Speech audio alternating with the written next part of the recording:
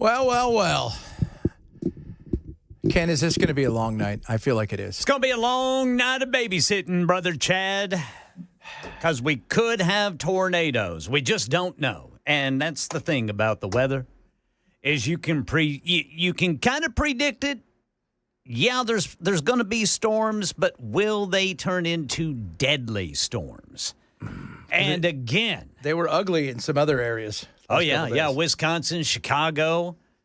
Illinois and Wisconsin had a rough time yesterday. Man, I'm not happy about this.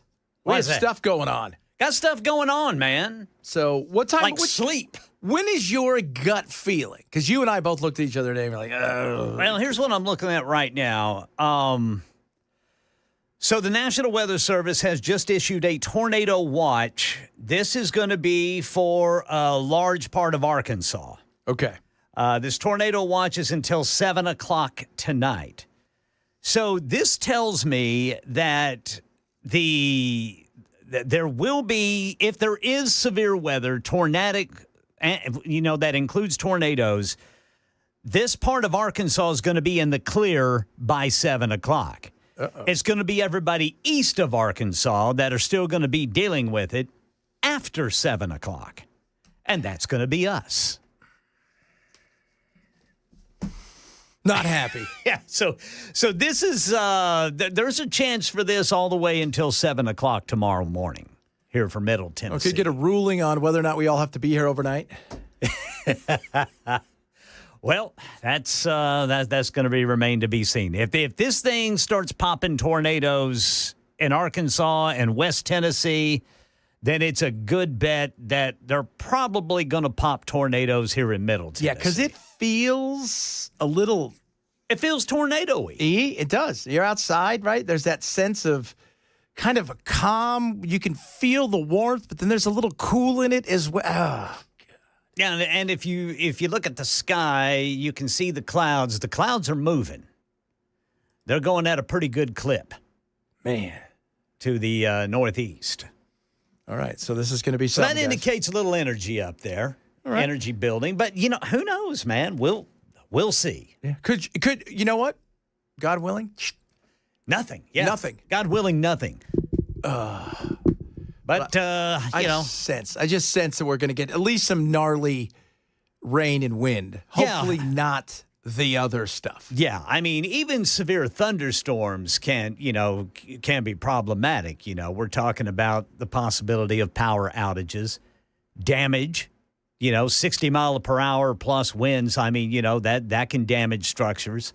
It can blow power or trees into power lines, that cause outages, that sort of thing. Heavy rains can cause flash flooding. It's just springtime in the South, brother. All right. Well, we got that going for us tonight. Yeah. Pretty excited. So we're all hands on deck tonight, except for Bell, right? Bell, you don't have to be here tonight. We're going to give you the night off. Don't jinx me. Very well could be. Mason said he's got you covered.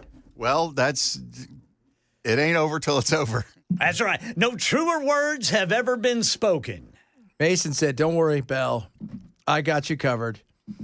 And it's one of those things. But it's funny because I told my wife, I got text and everything. I said, we might have to work tonight because of the rains and everything. And she goes, no. My stepdaughter's like, what? I said, yeah, it could be some tornadoes. She gets so excited because she wants to be a weather person. Right. That's her goal. A meteorologist. Yeah. So she is. Hey, tell her that it's okay to report that it's sunny and clear outside. I will. She doesn't have that kind of control yet on stuff, but I was like, my goodness me. Because I was looking at the size of the storms. Because you know what? It's interesting about the weather nowadays. You go on TikTok. You ever seen people doing lives with the weather? Oh, yeah. It's awesome. It is. And, it's instantaneous. It's what's crazy because people are texting in or whatever they are. Hey, we've got, just like when we do here, we've got this, or it's Murfreesboro. It's this. It's, because there was some stuff the other night. I was like, my God, it looked like a country and it was weather. Yeah. That's how big it was. Yeah. I was like, God does not like Wisconsin. They're alcoholics up there. Did you know that?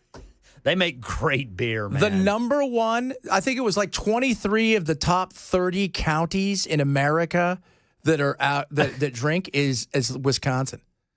Because you have to. What else is going on out Got to there? bring our average up. Well, especially in the winter, man. In the winter, that's right. Good grief. Oh, God. So let me ask you this. Another quick question. Yes, sir. Chris and I were talking off the air. Yes, sir. So the 11 guys that escaped in New Orleans, which idiot was supposed to get out on Tuesday that thought this was a good idea? There's always somebody like that. That's the guy you're like, we should just put him down. He probably only had like 2 months to go. Yeah. Just like, I mean, like you're in there forever. You're like, oh, there's a hole. I'm going for it. Yeah. If you're out on, in a week and a half and you just added 3 years to your sentence. Yeah, that's what I was going to say is how many years did he add to his sentence when he could have just been patient? Jiminy cricket. 11, though. Here. Somebody help them, man. I'm going to tell you, it's got to, first of all, like, how does 11 guys dig a hole and escape? Right. And nobody knows. Yeah, they didn't notice it until 8:30, the 8:30 head count this morning. People walk around going, there's like 40 of them now. I'm not really good at math, but there's not 40 now. Hey, where did they go? They must all be in the bathroom. Well, and here's the thing, too, man. That Sheriff Susan Hudson says they're armed. Oh, good. That's good. Yeah, that's even better. That's even better. Oh, jeez. You ever driven by prisons and always tells, don't pick up hitchhikers? Yeah. I'm like, yeah, that's the best kind. What are the chances that both of us are serial killers? Yeah. Yeah, this is the main prison in New Orleans. Oh, that's not a good. So, yeah. Are they wearing black and white? It feels like when I hear New Orleans in prison, I feel like people are working on a chain gang. Yeah. Kind of like in Oh Brother, Where Art Thou? Yeah, what a great movie that was. That is a classic. That's one of those movies, like, because everybody's got a movie where it comes on, it could be 2 minutes in or an hour, and you're like, I'm going to watch the whole thing from here. And that's one of those ones. Constant Sorrow. I love that part. Yes. Oh, yes. God. That was, yeah, so that's what I think about when it comes to Louisiana.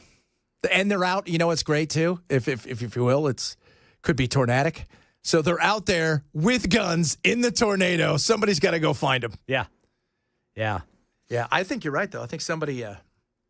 I mean, I don't know how unless did somebody mistakenly leave a door open or something? Well, it's also one of those things is how do they get...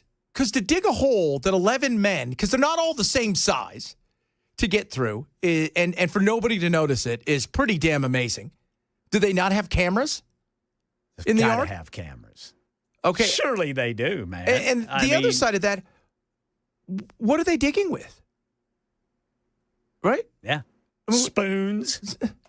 I mean, it's you're right about, you feel like somebody had to have help along the way. Because you also, if it's 11 people that were in on it, dude, 11 people just can't keep their mouth shut. Yeah, but, man, they did it in Shawshank Redemption. They did. You just crawl out through the poop pipe, and you're free into the rest of your life. Well, if you got to go through the poop pipe, you're in there forever. You got to go through the poop pipe. You're going to take those kind of chances. That's what I'm telling you. At least Andy Dufresne had a plan. Andy Dufresne. Oh, good God. So much stuff to get to today, guys. I've got the great audio of great audio. So much stuff that's wacky. Yes, sir. Is it crazy audio? I got some crazy audio. Yes, sir. We've got great crazy audio.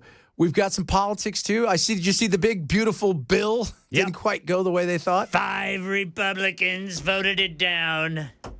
Yeah, and he's already truthed out. I'm sorry. I know, it's 1,100. It was 400 pages yesterday. It's 1,100 pages now. Yeah. That's not 1,100 pages of saying we're cutting this. Yeah, I was going to say that's not an additional 700 pages of what we're going to cut. Yeah. Well, and these guys, from what I'm gathering, this handful of Republicans are not happy that nothing in this bill takes effect until 2029. That's the thing. Why is that? Because a Democrat can be elected and it's gone. And it's gone. That's right. And like Chris and I were talking, well, it says if everything goes right, it'll pay for itself. It never goes wrong. When's the last time it's like everything went smooth as can be? It's perfect. With government. Well, especially with how tight things are, man. I mean, the majorities are beyond razor thin. I mean, they're the kind of thing where There's a reason that, what's her name, Stefanak didn't end up being the UN ambassador. Yep. It's because we can't afford to lose you. Can't afford it. Can't risk it. It's that close. And you're going to go out, and this stuff doesn't take effect until 29, which means there's a chance that the Republicans may not hold on to everything and that this stuff will all go away, and the cuts in it are minimal at best. And this would not be the final bill because it has to still go up to the Senate. They kick it around. But there's no doubt that they're all not on the same pages, and cutting was never a real thing. I remember when Trump passed that big omnibus bill, and he said, I will never do this again. It's a one-time thing, just so we don't have a shutdown. I feel like this is a big turd burglar being delivered to the people. Well, and like you said, raising the debt ceiling, that is a huge no. Yeah, and raising for it the that fiscal much. hawks. Like that much. And you got to see exactly what, it's like a movie, right? You can hand somebody a script. Right. But by the time it gets to the movie, well, okay, what does it really look like? Because they're going to change it up. But so far, this is a horror movie, and it's not a good one. Yeah. Oh, Kind of what's unfolding in New Orleans. oh, That could be a horror movie. I That mean, could all be. joking aside, that's a serious situation down there. well, if you've got nothing to lose, Right. you're going to go for it. I'm sure Louisiana still puts people to death, too. I mean, I'm sure they do as well. I haven't That feels like a seen- state where that's just got like a revolving door. They might still hang you. I mean, I don't know. I mean, I haven't seen the breakdown on these inmates, like who they are, what their charges are, but this is the main prison. Like, this is the prison where you would put the worst of the worst Yeah. there in New Orleans. Okay, so people are saying, chiming in about this. One person said 20 years in correction, guarantee in capital officer is involved. Yeah. Guarantee. Yeah, these correction officers, they know what's up. Yeah, you know what, though? It's like one of those things where, are they involved because they fell in love? Remember that one, that lady? Yeah, man, that ended up here in Nashville, by the way. Yeah. That's an HBO show. Yes. Yeah. So, Yeah, but so in Alabama, she fell in love with an inmate in Alabama, and they apparently found they found the car abandoned here in Nashville. I got to look that back up. Yeah, I that was vaguely remember that story. that was crazy. She fell in love.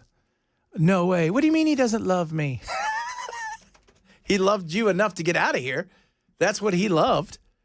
So there's 11 of them, and they're all dangerous, maybe, and they're out on the loose. So if you see 11 men who have guns, don't pick them up. Don't pick them up at all. Coming up, a lot of stuff to get to today. Talk a little bit about the big bill, what's in it, what's not in it. I've got some crazy fun audio as well, because you know what? We love crazy fun audio because it makes us smile.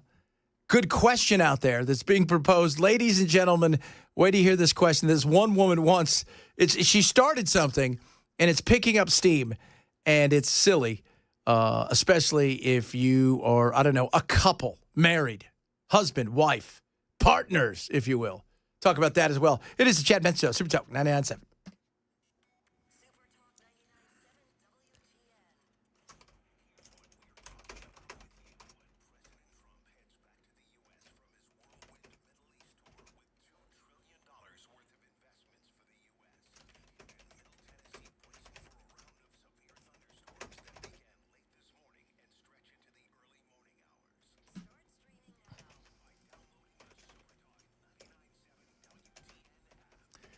Bulwark Capital. We should talk to my buddy, Zach Abraham, Chief Investment Officer at Bulwark. He's awesome. And next week, next Thursday, 5:30 our time, they're doing a tariff edition webinar. It's free, doesn't cost you anything. And they're going to go over how the market's reacting to tariffs, what the potential could be with uncertainty if they take the tariffs off or if they go and push for harder tariffs, what the long-term outlook is. It's just the best way to look at how your money could be used. From a group of guys that I swear by, they're amazing. And Zach is incredible, like just awesome. Who I trust my money with? This guy, period. My family's money? This guy. And he looks at the global picture. And that's what I love. It's not just one size fits all cookie cutter. So join the webinar. Get yourself also a free portfolio review where they go through your whole portfolio, give you a snapshot of everything that you're looking at, and help you build something out that fits your needs. Sign up today at knowyourriskradio.com, K-N-O-W, yourriskradio.com for their free Tariff Edition webinar next Thursday, 5:30 our time. Investment advisory service offered through Trek Financial LLC, an SEC registered investment advisor. Investments involve risk, not a guarantee. Past performance not guarantee future results. Trek 25206.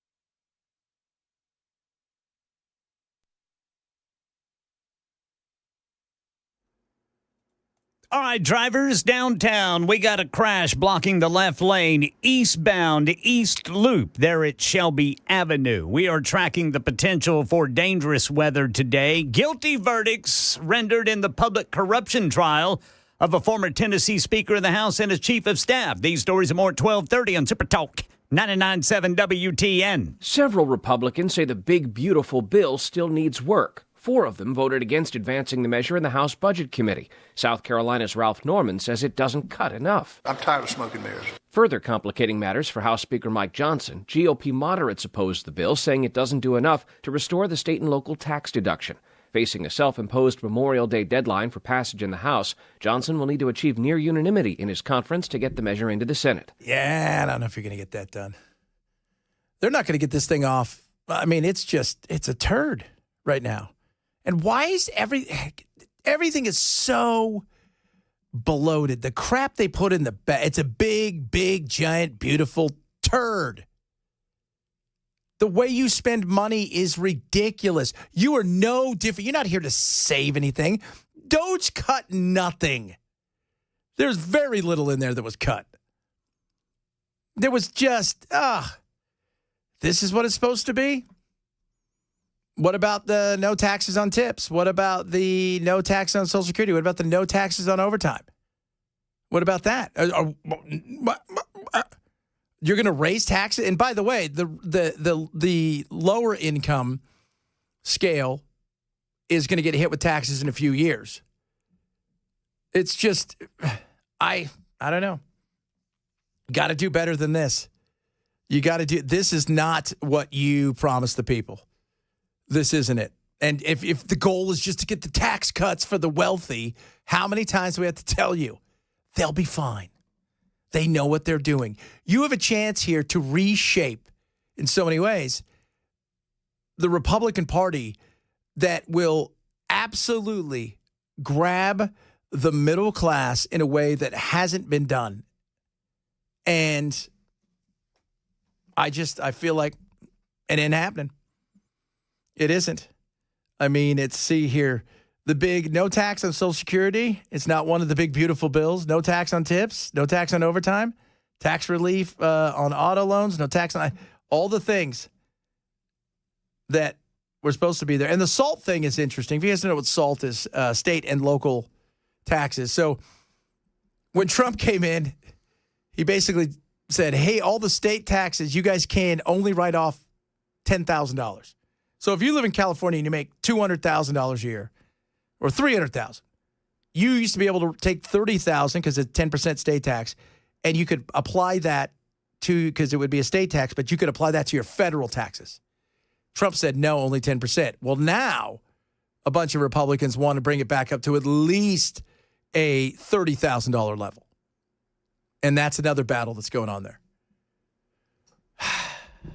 This is what happens when you let children have too much money. Yeah.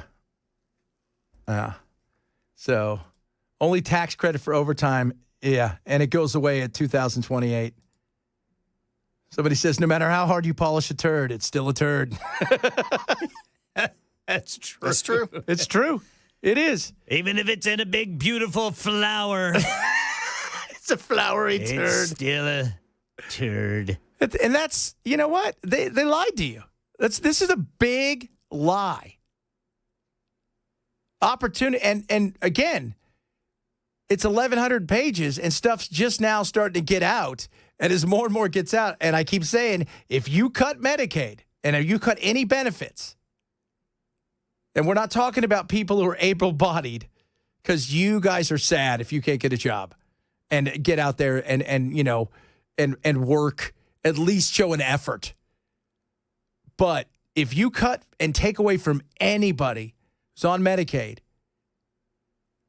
ooh, and how are you going to get it across the line if you've got those fiscal hawks who want more cuts and they're looking at Medicaid because they want more cuts?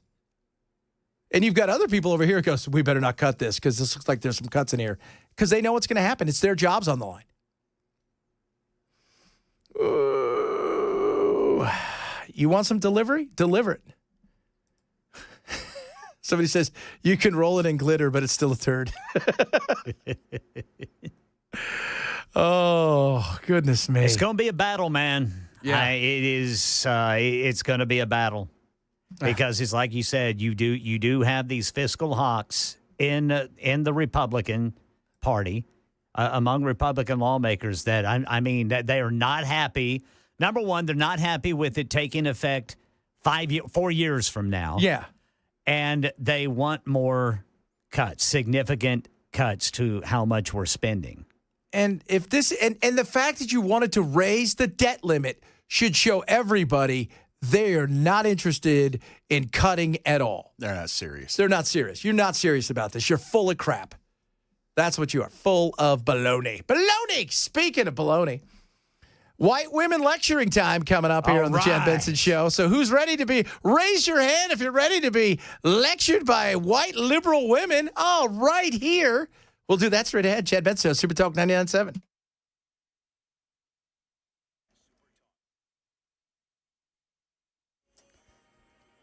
$12:30 on the dot. I'm Ken Weaver with your top stories. Everyone in Middle Tennessee under a level 3 out of 5 risk for severe weather through tomorrow morning at 7.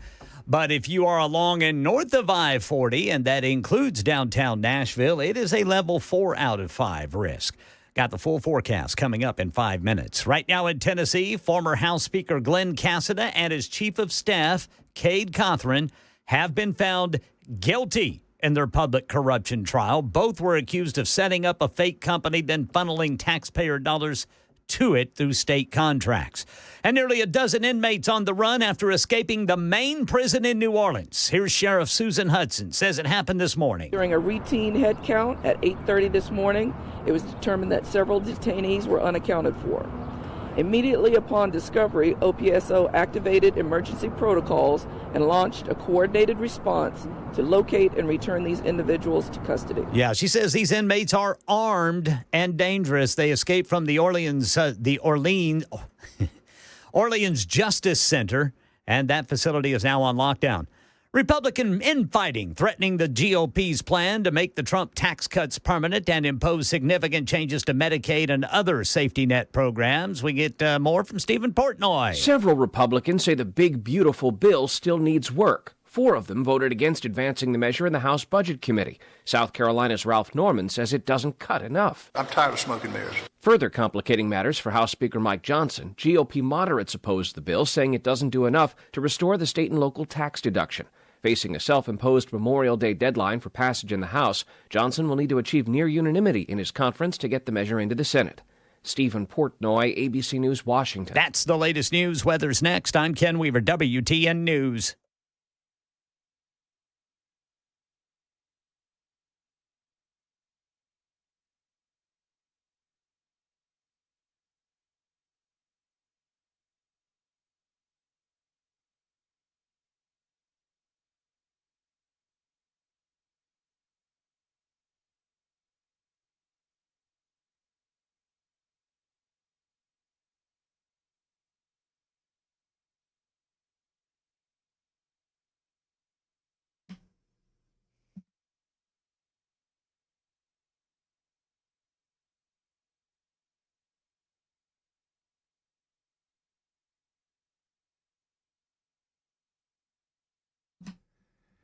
Let me tell you something, kids. Busy Bee wants to help you out there. They got a lot of good things going on. First and foremost, how about this? TVA rebates, they've been extended. Mini split, 17 C or 2 or higher, $800 rebate. Get up to 12 months, no payment, no interest, depending on credit and lenders. Offers may vary. Busy Bee has rebates on AC tune-ups. How about this? $50 rebate for each one, spring and fall. That pays for your Beehive membership, which is awesome. And how about this? The 31st of this month, from 10 till 2, they've got an open house. And if you've said to yourself, man, I'd love to work for Busy Bee, you should. It's a great opportunity. So if you've got some experience, the pay range for more experienced roles looks like this, $30 to $39 an hour with benefits, 2 weeks, paid time off, office closed on federal holidays, and your birthday. They don't close the office for your birthday. You take the day off. Okay, they're like, oh, my God, it's Belle's birthday. We're going to tell everybody to stay home. No, it's not that way, but you get where I'm going with this. It's awesome, and they're amazing. So check it out. It's May 31st, 10 till 2. Even if you're new to the industry, whether it is plumbing or heating, go over there and see them. Bring your family. Go say hi. Busy Bee Plumbing, Heating, and Cooling. Call 775-7833, 775-7833. Check them out online at busybeehvac.com.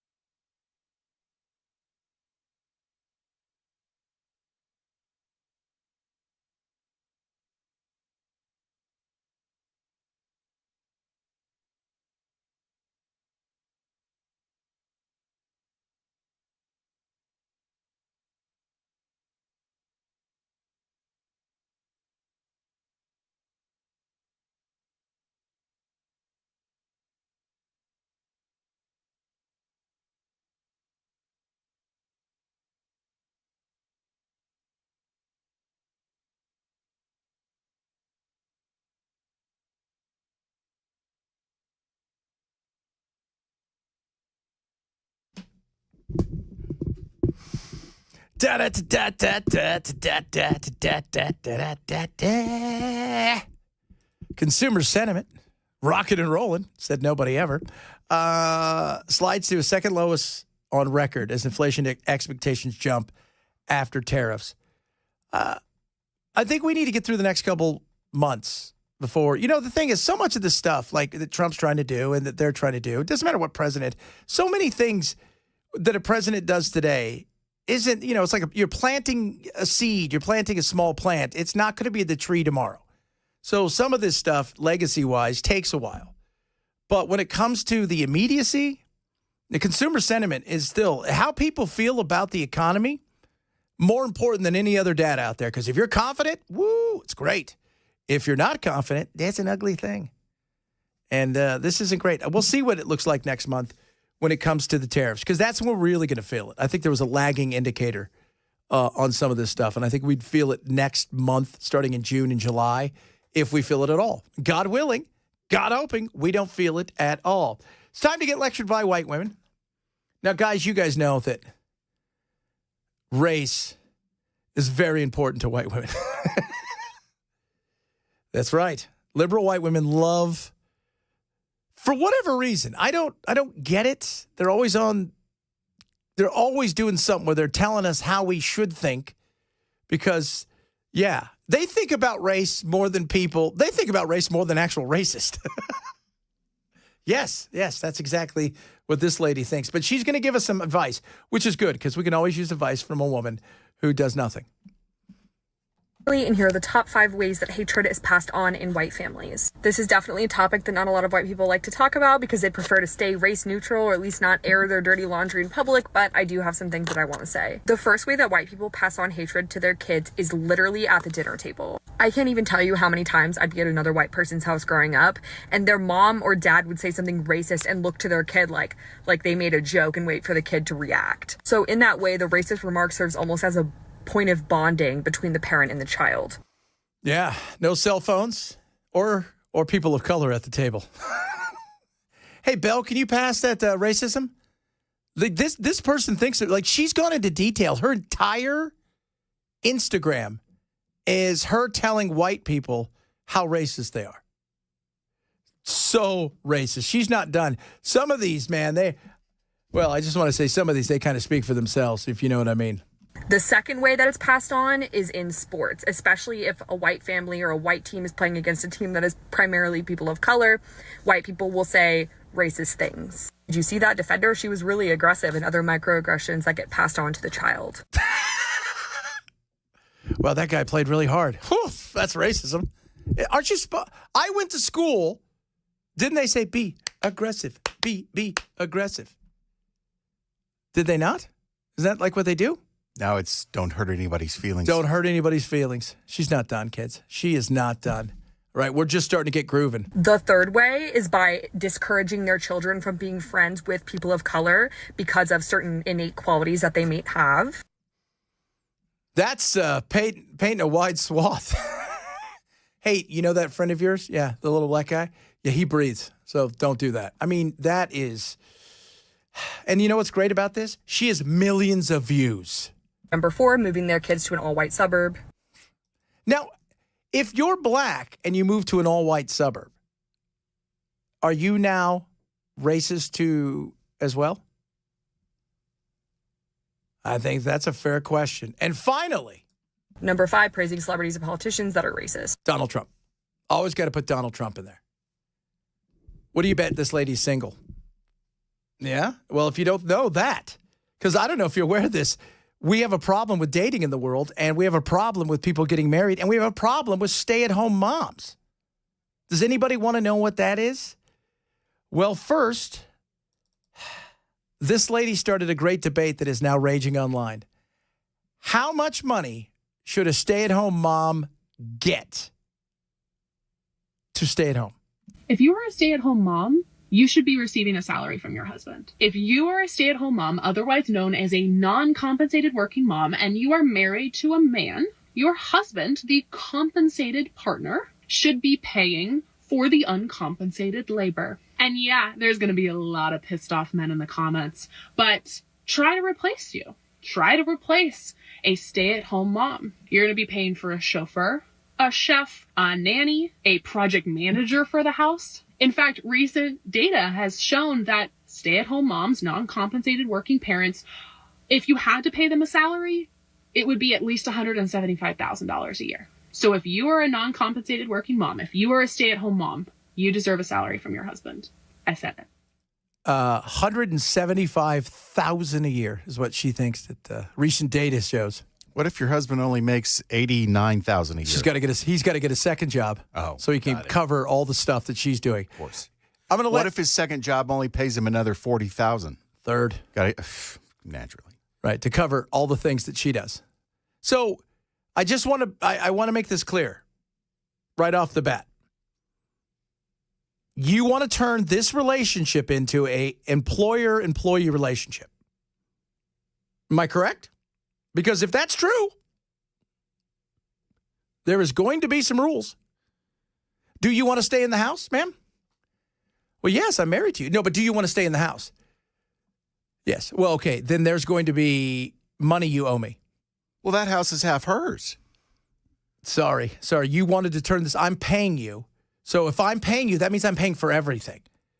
This is just your office. That you've made it clear this is your office. Now I see what you're saying. Secondly, are you going to be eating any food in the house? Yes, that's also going to be part of it as well. And the other thing, and I think it is extremely important that you understand that, there will be ground rules. Should you not follow the ground rules, I will first put a nice letter inside of your HR thing, because we're going to have HR, right? Because she's also HR. Then we're going to put you on a performance review. The PIP, and then we may have to look for other accommodations for you while we find new people. If the house doesn't get cleaned properly, that can be some sort of punishable offense. If dinner's not appropriately prepared by the time I get home, that should be another offense. It is just... If you miss a child's doctor's appointment, we're just talking about another offense there. I know, right? I mean, it's like, hold on a second. You know what this is? Penis repellent. I was going to say, can we make it where I don't have to have sex with this woman? Yeah, it's like 170. And by the way, ladies out there who think like this, liberal women, you guys all think men are idiots. You do. Well, what would happen if we left you alone with the kids and we were gone? I'd get everywhere on time. I'd have more money. You'd get everywhere on time, you would have more money, and you might extend your life by up to 20 years. That's right. Oh, absolutely. Yeah, you know what? Somebody tweeted that because she said, man, what if you're a lesbian and you're married to a woman? Oh, yeah. Is there a female discount? Good point. Oh, don't forget health insurance. My goodness me. Yeah, you can't forget that. Now, here's a great thing. This lady, because you're hearing all the stuff about stay-at-home moms. Nobody wants to be a stay-at-home mom anymore. Nobody wants to be a mom anymore. Here's a liberal that does, but there's a catch. What I find really comical, me and all my liberal friends want to be traditional housewives. Well, not all of us, but most of us. But the problem is we don't like Republican men because they don't have the same sense of justice and morality that we do, because we care for every human being. And the liberal men don't believe in exploiting themselves for labor. So, we have to have an equal household, because the only ones that bust their ass and make enough money to support a stay-at-home mom, wife, whatever, are the Republican men, because they will exploit the out of themselves for money. Then they're miserable and burn out and take it out on everyone around them and refuse to take meds. So it's like, I'd rather be alone. I would rather she was alone, too. Don't worry, honey. You're going to get your wish, honey. You are. Congratulations. Wow. Well, it is true. It's like The Secret. She talked it into existence. I want to be a stay-at-home mom, but my wife, it's funny because my wife, I was putting this together and she was listening and she was laughing. She's like, she's a stay-at-home mom, but we're partners in life. And She's like, the crap you put up with sometimes with me. And I'm like, I get it. That's the beauty of being married. It's a partnership. You're going to put up with crap from me. I'm going to put up with crap from you. And we're in this together. Yeah, and hopefully all the good parts balance out the negative parts. Yeah, hopefully. But a lot of times, just the thought process of this person, this insanity of like, well, I'm not quite sure about this. And he would have been. And Kid Rock today, and we'll talk a little bit later about Kid Rock, he said this. When you play your concerts, do you ever see anybody with blue hair, armpit hair, female armpit hair? Some of these people we're looking at, kid, I don't know. Man, listen, I was just watching your clips, and we have this low birth rate in America, and it all made sense to me. It just hit me right now, because who's going to sleep with these ugly-ass, broke, crazy, deranged, TDS liberal women? I mean, you look at these rallies, it's like a bunch of women that no guy wants to sleep with and a bunch of dudes that want to sleep with each other. You want to know why that is? Because they don't want to hang out with these women. And I keep telling you, ladies, those sex bots are getting closer and closer. And they're looking realer and realer. Just put the best thing about a sex bot? Turn them off. Throw them out. That's right. In the garbage. It's just one of those things like, you know what? And as soon as they learn how to take care of the kids, I mean, granted, there are going to be kids that are adopted. Unless they can have kids too, but you never know. Maybe we'll have a little toaster. How weird would that be? It's got a head, arms, but his body's a toaster. God, these people are insane. Coming up, have some fun. We got more stuff going on out there in the magical world of politics. How did SCOTUS do yesterday? Because it was interesting to listen to the way that experts tried to break this thing down. And speaking of Kid Rock, apparently he's keeping his bar kind of closed because of ice. What? Chad Benson Show. Super Talk 99.7.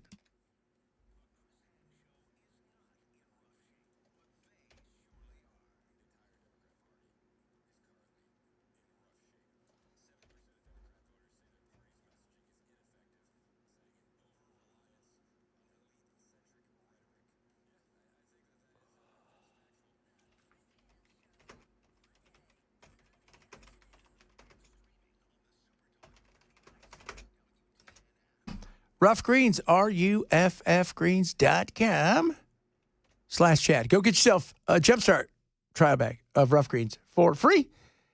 It's great. Give it to my dogs every single day, and my dogs love them. And the reason's simple. First, it's the taste, but they just love the fact that they think, I'm just getting my regular old food. They don't realize those enzymes and all that stuff in there that makes their food taste even better. It's bringing their food to life and keeping them alive, healthy, longer. Try a Jumpstart trial bag of Rough Greens today. It's not going to cost you anything but shipping. That's a few bucks. That's a $20 value. And if your dog's a little bit older, I'm telling you, the changes you're going to see in your dog and the way that your dog's going to have a heart that's going to be way healthier, immune system stronger, but especially as they get older and they're long in the tooth, a little bit slow on the walk, their energy level isn't there, that is all going to improve. Try a Jumpstart trial bag of Rough Greens today. All it's going to cost you is shipping. Take my word for it. Try it. See what happens. Just cost you a few bucks. I think you're going to love it. Ruffgreens.com/Chad. Ruffgreens.com/Chad.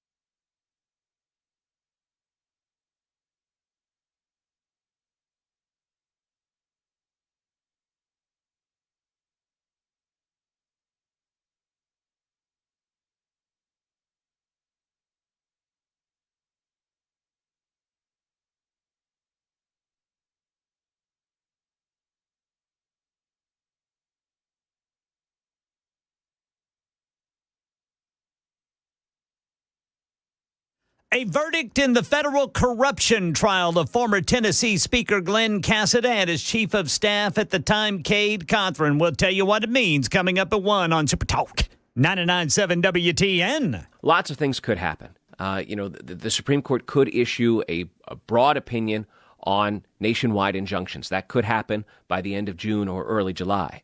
It might not happen. The court might somehow try to punt or step out of this. Remember, the application was for a stay of a lower court's order. So this really hasn't, to use a phrase, percolated up through the system yet. Hasn't percolated. Talking about SCOTUS. Percolating. It didn't percolate the way they wanted it to. I listened to a lot of that yesterday. I couldn't get a sense of which way it was going to go. I think birthright is going to stay. But as far as the stay, because they argued two different things, but about 70% of it was about the judges and could the judge, a local judge, issue something that is nationwide. And that was interesting. And I don't know. I think the birthright will stay. So let me ask you this, Brother Chad. In order to ban birthright citizenship, it's in the Constitution, correct? Yep. So then so Congress then would have to I think that's what they're going to stay. They'd have to pass a constitutional amendment to get rid of it. Yeah. I think that's what they're going to have to stay. So if you want it, that's what you'd have to do. The way, you're going to have one or two hardline conservatives. I think just, Thomas or somebody like that may. But I think it's going to be like 7-2. The other side of it is they're frustrated. Even Elaine Kagan said, look, she thinks there are judges who feel like they overstep in certain areas. But that being said, the other thing they talked about is, well, what we could do is everybody could just now file class action lawsuits to try to stop everything. But the birthright thing, that's been settled how many times? Several. And you're not going to, they're not, we're not, they can have a convention in the states. Everybody wants to have a convention in the states. I don't think that's happening. And in Congress, we can't get them to get the big, beautiful bill through. Do you think they're going to be able to get this done? All of this comes back to Congress. Everything does. That's the point. The point is Congress was elected by us. They're supposed to be our voice, and instead they're idiots. They're idiots. They're not serious. We've been talking about that since the beginning of the show. They're not serious about any of this. Nothing about it. Whether it's passing bills, it's a joke.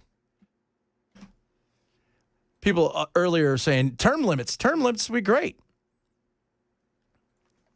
Term limits would be great. But that's not happening because the people that have to vote on term limits are who? Those are the people that are voting. Yep. Would you vote, hey, I'm only allowed to take so many eggs from the golden goose? Says who? Says me. I decided to vote on hindering myself. What if I let you vote yourself a raise? Oh, I know. Ooh, that'd be good. The amendment in the Constitution was not meant for illegal aliens coming and having kids. The amendment was for slaves and their offspring. Well, it says persons. It says persons. It doesn't say slaves. It says persons. Details. Yeah. It's like, that's the thing, right? It's like it says persons. We can sit here and banty it back and forth, but one thing we know about this court in particular, and Chief Justice Roberts, is he is a big advocate for allowing things that precedent is there to not touch it and to try to protect the court at all costs. Protect the brand. So, and they may not even rule on it. That's the thing that's crazy. They may only rule on the courts and what they can do. Because they're one of the things Kagan said while she shows her frustration, both her and I think it was Gorsuch, they're worried that, hey, if we start limiting judges, are we going to limit our own power as, basically being no big deal? You don't have to listen to what they say. So we'll see. We'll see. We'll see what takes place. When and if it happens, it could be July, is what they're thinking. So I don't know. But as for now, steady ahead, boys. Steady ahead. Coming up, hour number 2 of the program, Chad Benson Show. Super Talk 99.7.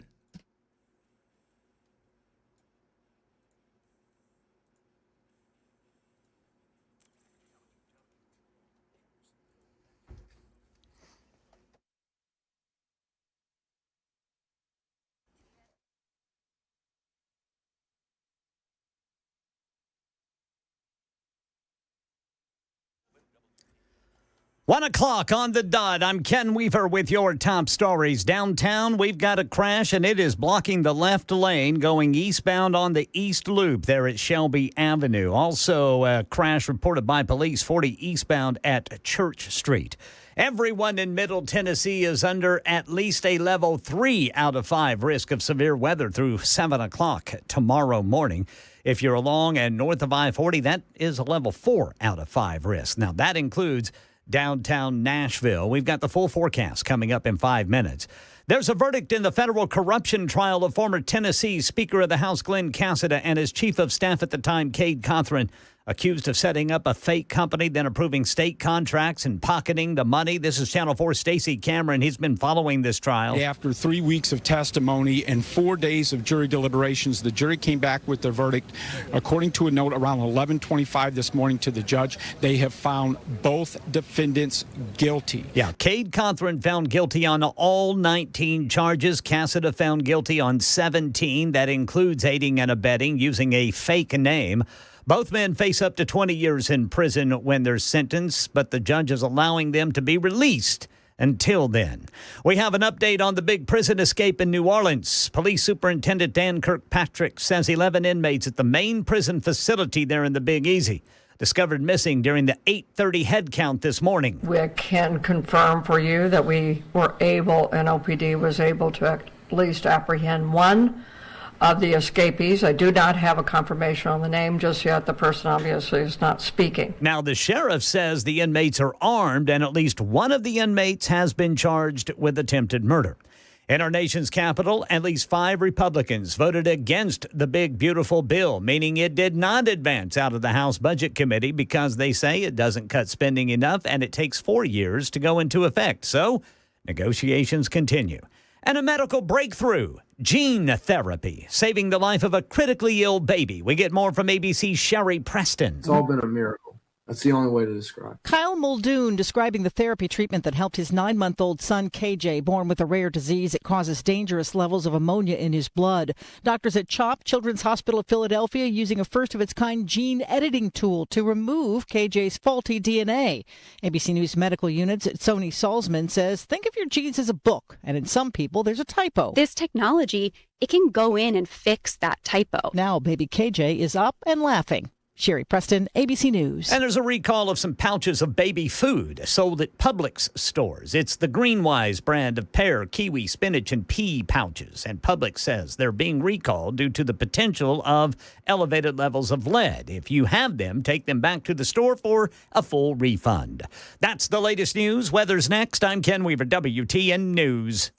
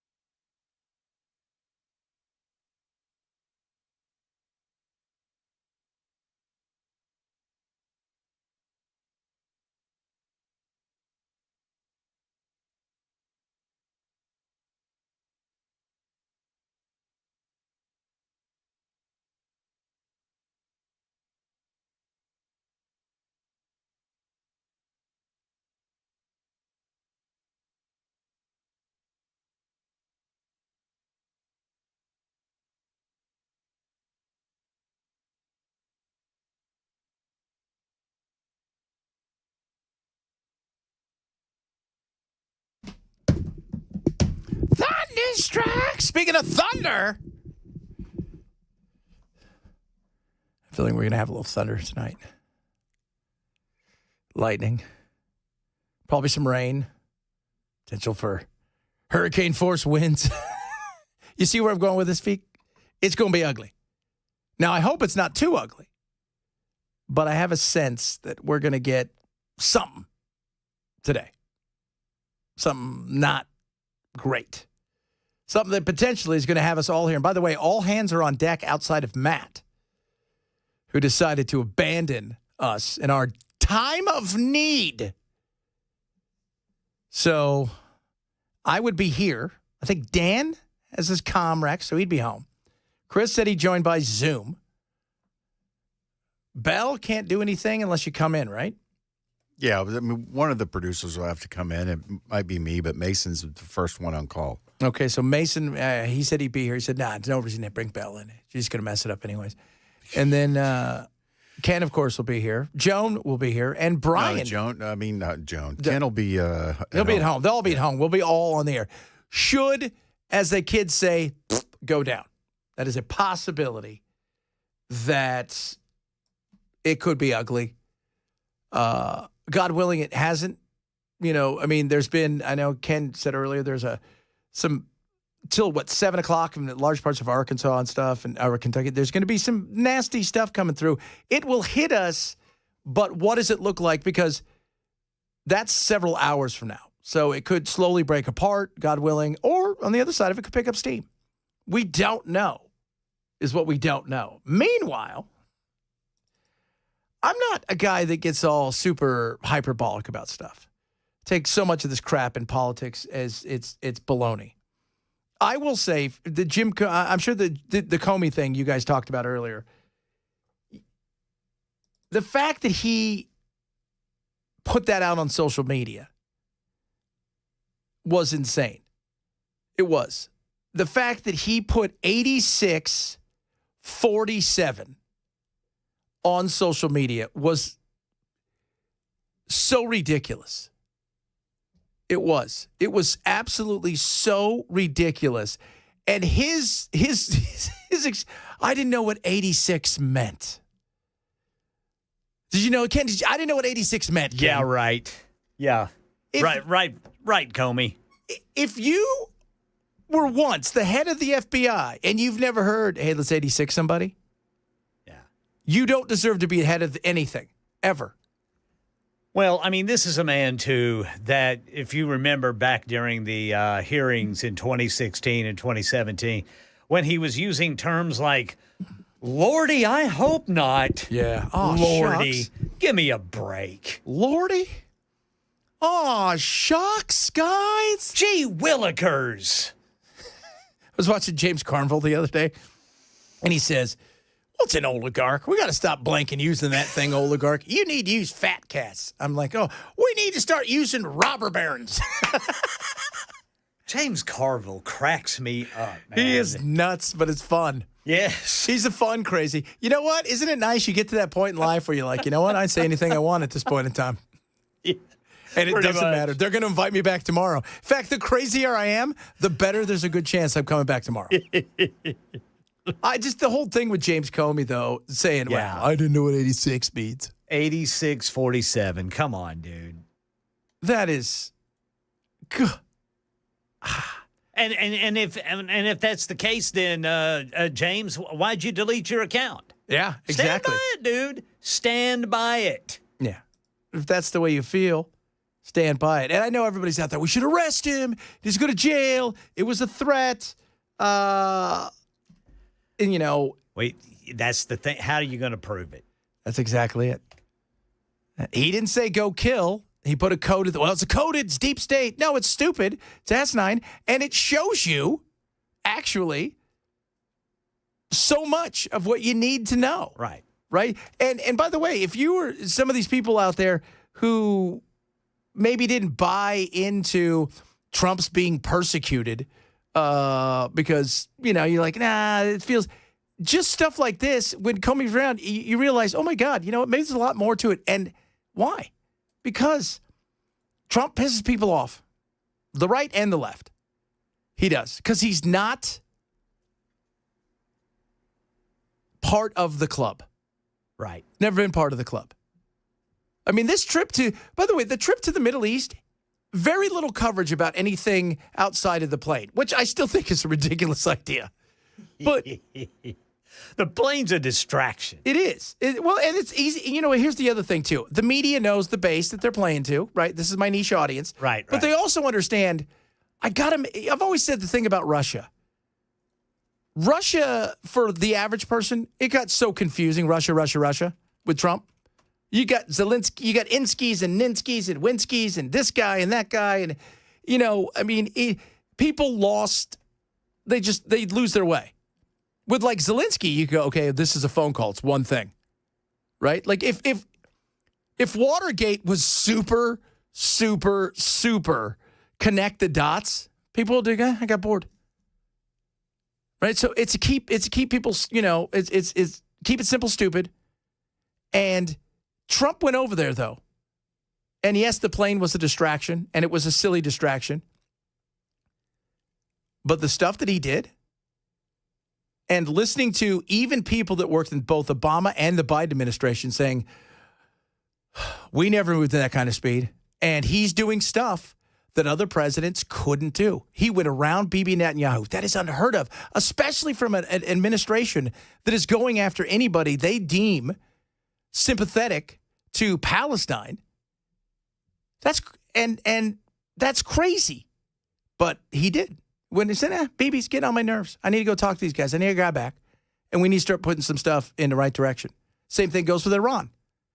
Let's just talk direct. I'm going to write one thing on a piece of paper. No nuclear weapons. Problem solved. Syria. That was huge, by the way. And the way he's covered in the Middle East has been very interesting. So, by the way, the Pope just offered the Vatican as a venue for Russia-Ukraine. Interesting. That's super interesting. I wonder if they will, because, you know, they were supposed to meet in Turkey, and that didn't happen.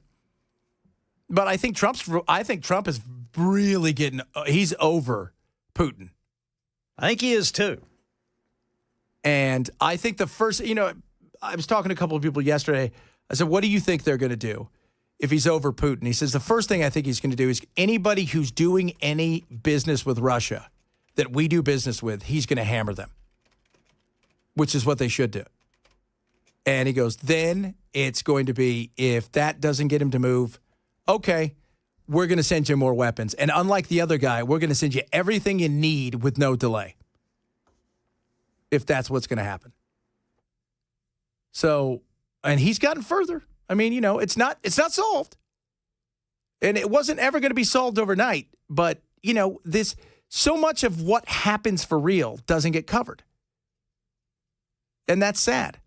And the fact that, you know, again, Kobe, what in God's name are you thinking? He knew what he was doing. Of course he did. And as I explained to somebody today, if you didn't know what it means, why would you say it? Exactly. You know what? I like the number 8 and 6, and I also really am fond of 4 and 7. I really liked the year 1986. That's what I liked. That was a good year for music, by the way. It was. Yeah, but you're right, Bell. If you didn't know what it means, 86. This also, let's remind everybody, a year ago, he was the presidential nominee for the Republican Party who would go on to have not one, but 2 assassination attempts. Yes. On his, so 2 people tried to take his life. Yes. And you're the former head of the FBI, and this is what you thought was a good idea. Yeah. Yeah. Which is, I'm not much for the hyperbole and the, you know, because it's so easy. Everybody freaks out about stuff and they make it gets exhausting. But this is one of those things where even I saw MSNBC goes, for those of you out there who don't think it's a big deal, if they would have put 86-46, you guys would have been losing your mind. Absolutely. As you should be. By the way, both sides of the aisle should be pissed about this. Yes. You know, if the left's out there is going, the right is such meanies, and they're all about, no. Everybody, right and left, should be upset about this. This was not a good thing. This is shameful thing by a person who, in theory, should have known better. But I know, I've never seen 86. I don't know what it means. That's pretty good. You like that? Yeah. So Goofy wore clothes, Pluto didn't. One was a dog that was a human, and the other was just a dog. It's odd. You know the last thing that Walt Disney, here's a little trivia for you guys. The last thing he wrote on his desk before he died? Kill Goofy. Oh, I thought you were going to say, I don't feel very good. Kill Goofy. I don't feel very good. I don't recognize Israel. That's a joke. For those of you who don't know, there's lots of rumors that maybe he wasn't a fan of the Jewish folk, which I think a lot of those things are overblown. Oh, gee, many cricket. How do we get here, for God's sakes? We're human. It's human nature. Yeah. It is human nature, right? I mean, I guess. I don't know. 8675309. Is that what you're trying to write? Oh, that was from John in Lawrenceburg, too. Yes. That's pretty funny, John. 8675309. Oh. Now, somebody out there is going, what's 75309? No. Yes. Really? Yes. I hope you're young. Two things. I hope you're really young or really, really old. Weren't there stories about people who actually had that phone number? Yeah, some poor lady got called like 8,000 times. Greg Ken told me I could call you or whatever it was. Jenny, who can I turn to? My name's not Jenny. Now stop calling this number. My name's Ruth. Ruth. Do you know Mickey Mouse left Minnie? Oh, because she was blank and goofy. Ba-do-boom. Oh, boy. Oh. The Magic Castle indeed. Coming up. Good stuff on the way. Got so much crap. We're going to do our bad movie countdown. Oh, yeah. This is great. We're going to start today with a movie that you guys are going to love because it's so awful. And when we say you're going to love these movies, we mean they're so bad, but you can't not love them. And some of you have probably seen this movie. And dare I say, a few of you may even saw it in the theater. Are we starting with Jim Cotta? We're going to start with Jim Cotta, kids. Get ready for it. We're going to do that straight ahead. Chad Benson Show, Super Tough, 99.7.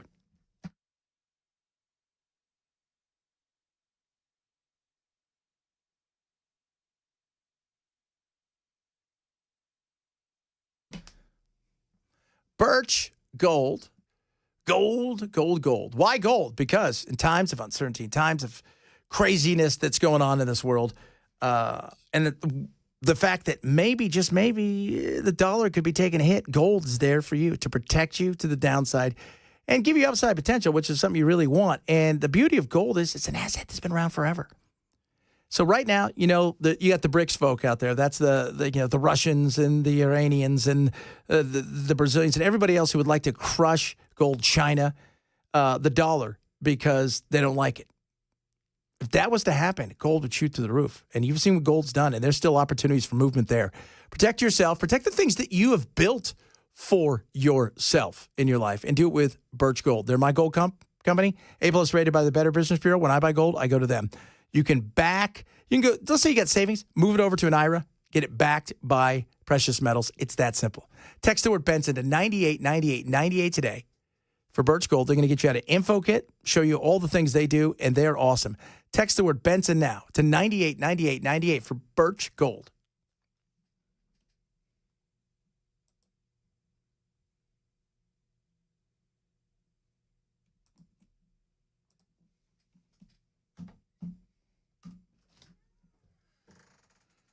Supposedly, this is supposed to be. Is it not on? Now it's time for Bad Movie Review. This is where we review movies that are awful. I resent it when people fought inside my office, and then you yell at us on Monday after you watched it. Oh man! Oh God! Oh man! Oh God! You're welcome.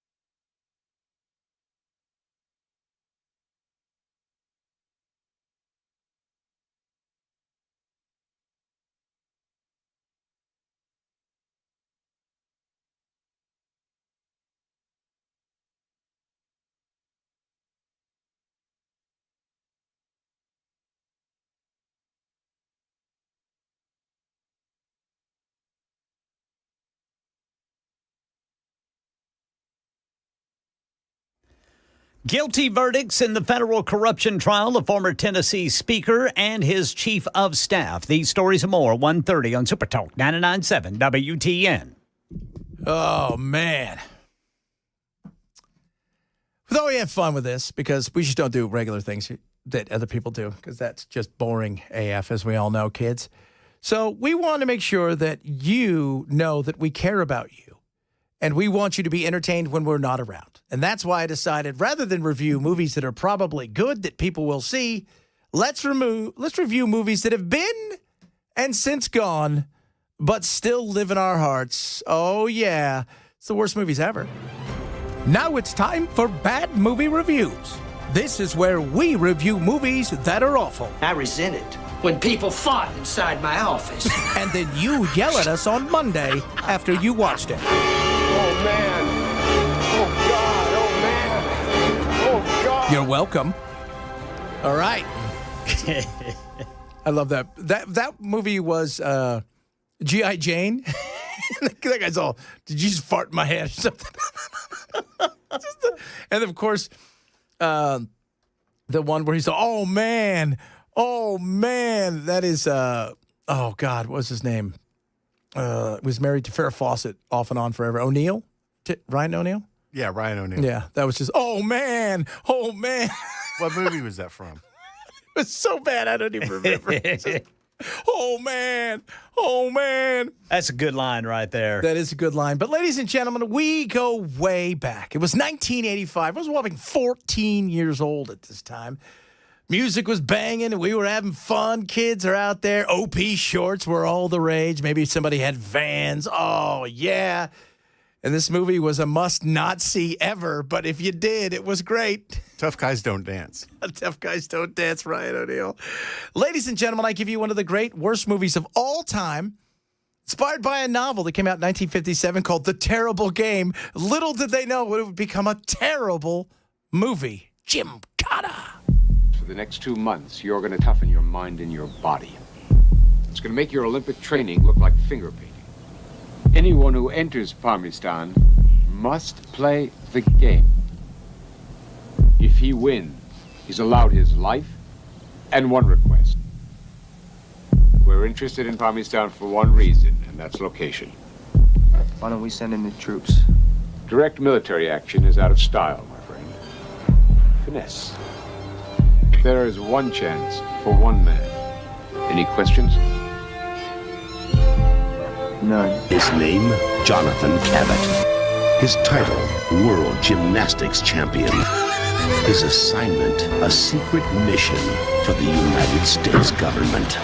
His only weapon, himself. And that's all he needs. Don't trust anyone. Combine the power of gymnastics with the explosive force of karate. Jim Cotta. There are many sounds around us. Here, the only sound of axe are in the air. When gymnastics and karate are fused, the combustion becomes an explosion, and a new kind of martial arts superhero is born. Jim Cotta. Jim Cotta. The trailer's awful, too. Listen, the trailer was awesome. First of all, it's an amazing movie. If you've never seen it, it is an hour plus of the greatest thing. So imagine this. If it was that good, if it was that bad, it would have never been mocked by Family Guy. Yeah, Family. It's been mocked by everybody. It did get a Razzie Award for like the worst movie. So it's a guy that's a gymnast. They're not going to send in the troops because this is the Cold War, right?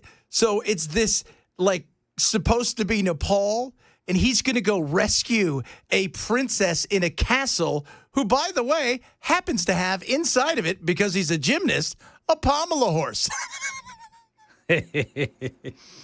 What happens? Well, it's one of the greatest things ever. They attack him as he's fleeing in the fictional country of Parmistan. Parmistan. Conveniently, there's a stone structure resembling a Pamela horse that sits in the middle of this alley. and he fights off all of these guys.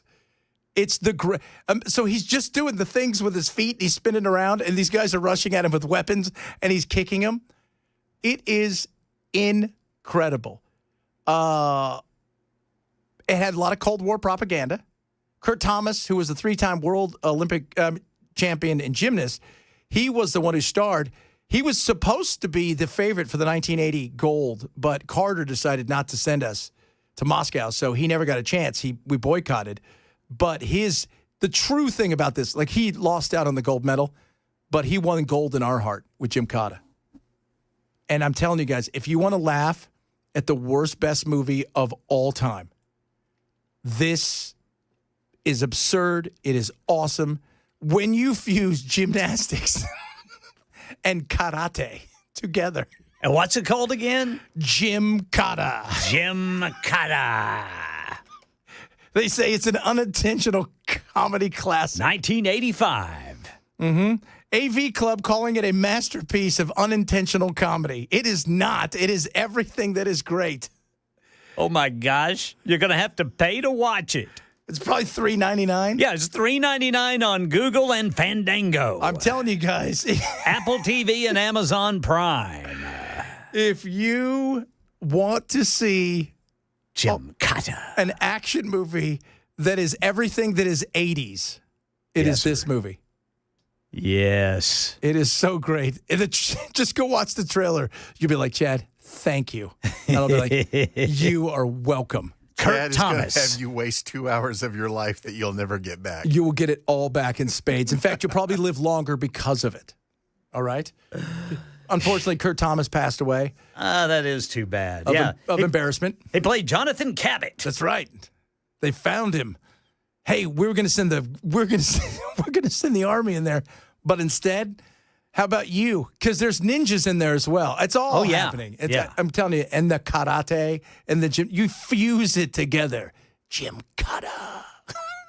That's your worst movie review. We've got so many of you are suggesting horrible movies. Somebody just said, as a kid, that was the greatest movie. It was phenomenal. It was incredible. It was there are some movies you look back and like, man, I really liked that when I was a kid. I saw it in the theater. Yeah. Next week, we're going to maybe review Rad. Remember Rad? No. The bicycle movie? I'll tell you a movie that I wish I could take back that time. What? Not too long ago, all three of us, we were talking about Nick Cage. Yes. And his movies. And I decided I was just going to pick one out and watch. Nicolas Cage in Butcher's Crossing. Oh, that's a... Don't waste your time. It's terrible. It's terrible. Terrible. See, and here's the thing. People tried with that one. Jim Cotta, they kind of tried, and they realized this isn't going to work, but let's release it anyways. I could see watching Jim Cotta before Butcher's Crossing. Yeah. Well, you guys like Jim Cotta. You guys will thank me on Monday. Coming up, we'll get back to some serious stuff or not. You will decide, as will we. Chad Bench Show, Super Talk 99.7.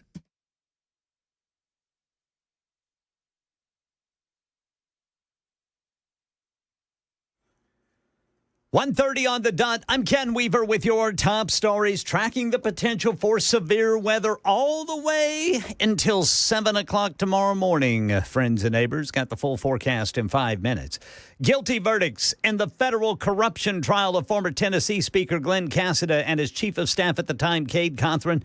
They were accused of setting up a fake company and approving state contracts, pocketing the money. Channel 4's Stacey Cameron's been at that trial every day. Both men now face up to 20 years in prison. And as I mentioned, the jury's verdicts were read first as to Cassida, the former Speaker of the House. His wife was in the courtroom, and when the verdict guilty was read to that first conspiracy count, his wife began to weep openly in court and cried softly throughout the reading of all 19 charges. When that was finally done, it was the first emotion we saw from Cassida. He looked up from his seat at the defendant's table, looked over at his wife, tears in his eyes as well. When the verdicts were finished being read with Cade Cothran, his attorneys just sat there in disbelief, shaking their heads. Both men released until sentencing. And right now in New Orleans Police Superintendent Ann Kirkpatrick says one has been recaptured, but 10 other inmates on the loose. This is an urgent and a serious situation. Please be mindful Please be mindful. Yeah, 11 inmates discovered missing during the 8:30 head count this morning at the main prison there in New Orleans. So 10 of them still out there. They may be armed. At least one of the inmates has been charged with attempted murder. And the budget bill, known as the One Big Beautiful Bill Act, has failed to advance in the House. A group of hardline, fiscal hawk Republicans voting against the bill, backed by President Trump and House Speaker Mike Johnson.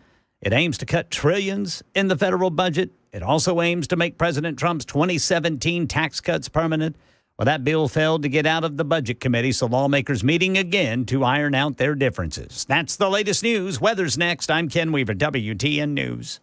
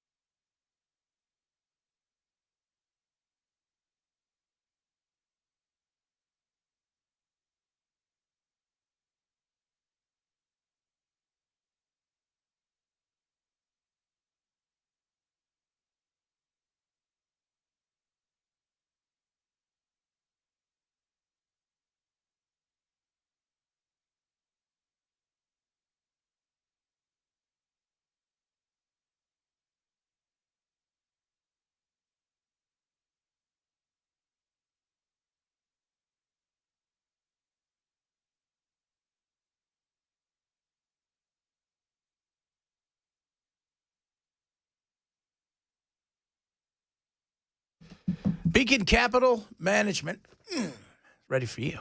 Got their retirement ready toolkit rocking and rolling, ready to go. If you worry about your money, don't. Not with Beacon. Especially if you're at retirement. You may even be in retirement and you start to look around going, ooh, am I going to have to unretire? Am I going to outlive my money? No, Beacon's going to help you get to where you need to get to. And that's why they're ready and prepared. And that includes everything. They're a full-service advisor, whether it's tax planning, estate planning, healthcare. That's what they do just for you. Call them today. Get a free retirement ready toolkit. 615-488-9303.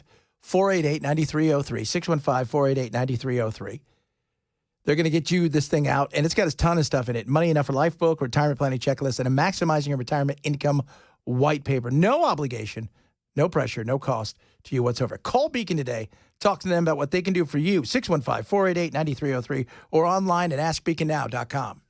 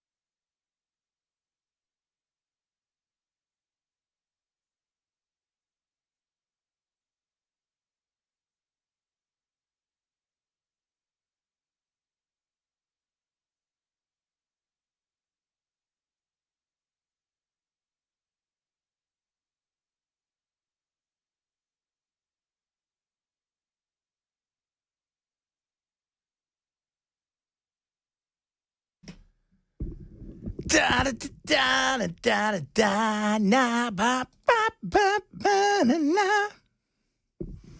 The big beautiful bill. It's a big turd. DOA. Dead on arrival. And it is big too, right? Like, could we just 1,100 pages. It was 400 yesterday. And as we said earlier, that's not 700 pages of things that aren't going to be in the bill.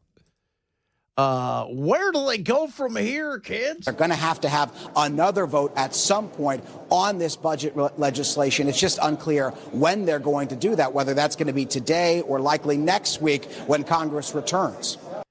I don't think they're going to get, well, at least this isn't going to get anywhere near getting over the line. And this is the beginning because you still have to go to the Senate. And Josh Hawley has been a big no on it already. And so, as Ken pointed out earlier, you've got these super fiscal hawks. Psst. Or whatever noise they make. I don't know what kind of hawk noise. Sounds like a pig. Whatever. Because there's pork in it. And then you've got the moderates. And it'll pass when pigs fly. That's right. Well, they may fly. And on the other side, what do you have? You got a bunch of people, the Republicans, who are a little nervous because there's stuff in here that they feel is going to land on their doorstep come midterms, and they're going to get a foot in their butt because Medicaid, Medicare, and a lot of stuff that, the SNAP and all these kind of things that are popular, because I don't know if you're aware of this, a lot of stuff like that's very popular. And yes, I don't know if you're aware of this, a lot of MAGA folk and Republicans have some of these things. Oh. But what is it, Ken? Is it 2029 is when most of these things would go into effect? Yes, especially the Medicaid portion, the work for benefits portion would not take effect until 2029. And if by any chance the next president was Democrat and they got at least one of the houses, it would probably be 86th. Yeah, absolutely. I know what that number means. Oh, whoa, too. 86. You brought it up again, didn't you? My gosh, for those of you guys who haven't heard, former FBI super agent. Lordy. 9 feet tall. That's how tall he is. He's a ginormous man. Yeah, he's a big fella. Yeah, that James Comey fella. He said spelled out 8647. 86, for those of you not keeping score, is 14. But that's if you add them up. It means to get rid of somebody or something. Lordy, I didn't know that when I posted it. I couldn't believe it. Oh, shucks, guys. Gee willikers. I thought I was just doing math. Yeah, so he's apologized, but that's not going to cut it. Now they're investigating him. I don't think that'll go nowhere. Yeah, it's you got to prove it. Yeah, you got to prove that's I mean, and you're not going to prove that. You're not. They're not going to get anything out of it, but people are screaming, as you should be, on right and the left. You should. Hey, have you guys seen the protesters out in front of Starbucks? Because they're upset about their outfits? No. The baristas have a problem with their uniforms? Oh, yeah, they have to wear uniforms now. Oh, I didn't know that. Yeah, so they're all like, heck no, we won't go, or whatever the baristas say out there, because they're all upset that they have to now wear, I guess you have to wear like black shirt, black pants, black shoes. You can't just show up, with all the crap that you normally wear, all the flair. Right. So they've gone on strike. And I've listened to what they've had to say, and my response is, I would like an unsweetened iced tea. A large one. You mean grande? I mean large. So, yeah, watching them, and they want to unionize. That's, to me, funny, of all the companies to go after, Starbucks treats their people pretty damn good. Right? Like, if you work there, even if you're part-time, I think you get benefits. I don't know how good they are, but... They're probably better than none. It's possible. Again, I don't know. But they also pay for your college in certain situations. They do a lot of things, but it's never enough. And I want to remind you guys out there, you make coffee. I mean, it's right. They make life-saving fluid that people can't start their day without. Well, no, I don't. And I don't drink coffee. You drink tea, though, and they have tea. They do. I do. I don't know how good the tea is. It's okay. I'm very particular with my tea. Well, that's you. You lived in England. Of course, you're going to be particular about your tea. I am very particular with my tea. Jason texted in. He said, "Here's their uniforms: black shirt, black pants, deodorant, and shave your pits." The shaving your pits part is what's got them all riled up. Yeah, stop being gross. That should be all over the place. Stop being gross. Have you ever gone in and there's like that person that you're not quite sure which way they're going? Like, you know, if they're coming or going when it comes to their transition. And it's like you sound like a girl, but you have facial hair, which creeps me out. Yep. Yeah, that's one of the people that are leading the charge of this thing. I was checking out of a Lowe's one time, and the person that was checking me out was so androgynous. I was trying to figure out if it was a man or a woman. And normally in that situation, I would just be very gender neutral and not say anything. But I was in a rush, and I accidentally went, "Okay, thank you, ma'am." And that person popped a cork. He's like, "What do you mean, ma'am? I'm a guy." Like, well, you don't look like one. Did you say that? Yeah. Oh, you don't look like one? You said that? You said you don't look like one. Oh, look at Bell, man. Well, he was jumping all over me for what was an unintentional accident. That's right. You know, I mean, if you, it's crazy. I got to be honest. It's weird when that creeps me out when I see people that I'm not sure which way they're coming or going, and they've got the facial hair, the girls especially. Yeah, because it's not a good look. No, it's not. It's not. If they were male, it's not a good look. You're right. That's the other side of it. If you were, like, I don't. Let me ask you guys: do you think there's a point in time where you look in the mirror and go, "Oh my God, what have I done?" Yeah, after you've grown up and realized that you were an idiot kid, like all of us once were. Yeah. Well, I think that's happened. I think that's happened to a lot of people who have like gone through transition and now they regret it. Yeah. Oh, they're yeah. Well, of course. Yeah. I mean, that's like the detransitioning movement is big, and it's a. You know, I was talking the other day about this because you've got to be. There are a lot of kids out there who are easily being influenced. And I think what happens and where the message doesn't get across is all too often I see people attack, especially you need to go after the activist in particular, not the kid that's struggling and going through certain things. And I see too much of that stuff. But that regret is, I think, strong. And I have said from the beginning of this insanity that it is going to change when the doctors start paying the price for this, and the money starts to pile up that you were essentially pushed through by people. And the doctors have talked about it on several occasions about the fact that they're damned if they do and they're damned if they don't. You know, you bring a kid in, he said, "My kid's gender, whatever," and the doctor's terrified to say, "No, your kid's not. Your kid just is going through something. It's probably being influenced at school." But if you say that and then they go report you, you're screwed. Yeah. So you're damned if you do and you're damned if you don't. If I'm a doctor, that's when I just say this case is outside of my expertise. You need to take them somewhere else. Yeah, that's right. I thought maybe you had an appendix or something that was going on wrong.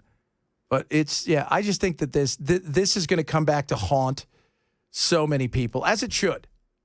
But we all too often, I think, go after some of the young people and the young kids out there who have serious issues that need to be, they need somebody strong enough to tell them, look, you're perfect the way you are. Right. Get over this insanity and stop listening to people on the internet. That's a big thing right there. Dude, it is massive. Yeah. The internet is, and that includes all kinds of stuff, not just this, but like the crazy echo chambers out there. But the internet is a tool that people use to justify their worst thoughts. Yes.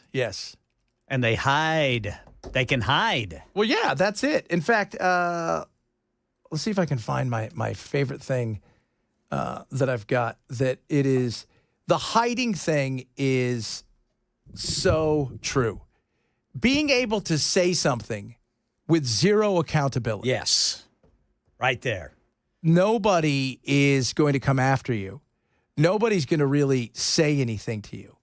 No, there's zero chance of you getting into any kind of trouble when you're fighting with somebody online. And that's what we've made this online battle so ridiculous because people seem to think that they're going to get something out of it. Like you get a trophy.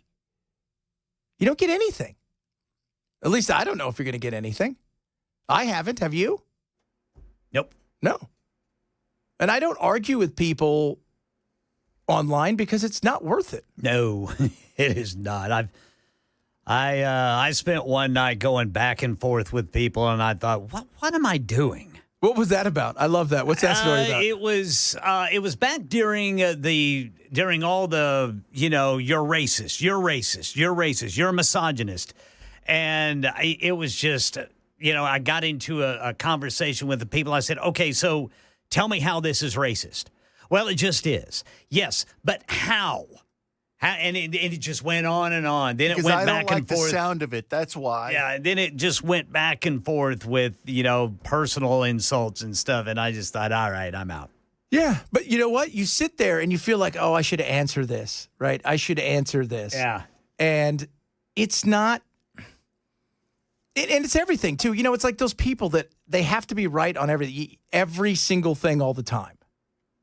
And you just can't go, look, guys, yeah, it's I'm sorry I said it was Air Force 2 instead of Air Force 1. Well, you better learn if you're going to talk on the radio. Like, dude, Air Force 2 is the vice president, you idiot. It's not the president. You don't know what you're talking about, so you just shut your hole. Yeah. I remember what it was. There was a story. It was a story, back in 2021 or something, and it was just a little obscure blip.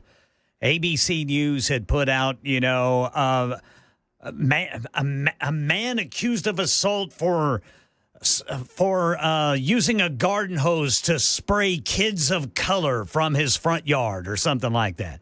Well, it was actually a Hispanic man that was accused of being racist because he didn't want kids on his lawn. So he grabbed the garden hose and sprayed them. You know what I call that? I call it being a homeowner. Call it a good time. And I just remember saying, how is this racist? Because everything's racist. And at that time it was. Everything was. Did the article mention that he was Hispanic? Yes. Oh, so good Lord. It was just so stupid. And I was going back and forth with this one guy that I think was probably a pretty intelligent fella. But it just wasn't. He was. I thought leftists assured me that you couldn't be a minority and still be racist. Yeah. No, like you said though, you're sitting there, you think you're having a conversation with somebody who, and you start thinking to yourself, I'm not going to convince you of anything. No, you're not. No, I'm just not, like they're not going to convince me. No. And look, let me tell you something. I'm as open-minded as it gets. I know I'm not right in everything. And I know in this business people won't say stuff like that, but I know I am. And I'm totally open to listening to other people's sides, which we don't get. But I also know that arguing with people in, 4 sentences at a time is not going to change a damn thing. And it's only going to infuriate you more. Yeah. I have it on the best of authority that you've made no mistakes since the early 70s. Well, one of our overnight guys, I think Gary McNamara one time, he was telling us the weekend he realized that he was wasting time arguing with people online. He said he had been arguing back and forth with this person for a week. And then it took up all of his weekend, and he thought, this is crazy. Yeah. What am I doing? What are you doing? That's crazy. And you're wasting all that time on somebody you wouldn't give the time of day to in actual real life. So you just walk away. So true. A lot more to get to. Talk about that in a little bit. Bunch of other stuff that's fun, frivolity. Maybe some more of this because I find this kind of tough. Interesting. It's Chad Benson Show, Super Talk 99.7.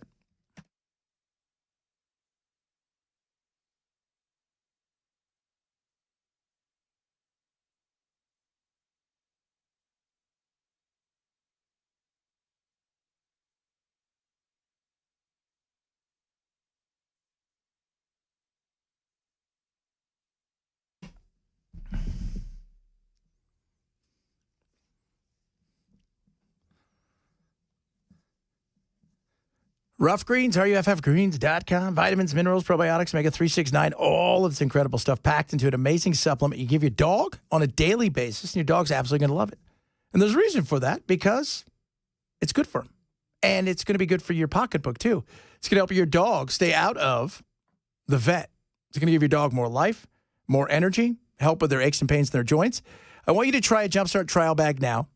It is a $20 value. You get it for free. That's right. Free $99. Just a few bucks of shipping. That's all they ask. You cover that. It comes out to you. 1 scoop a day. Don't change anything with the food either.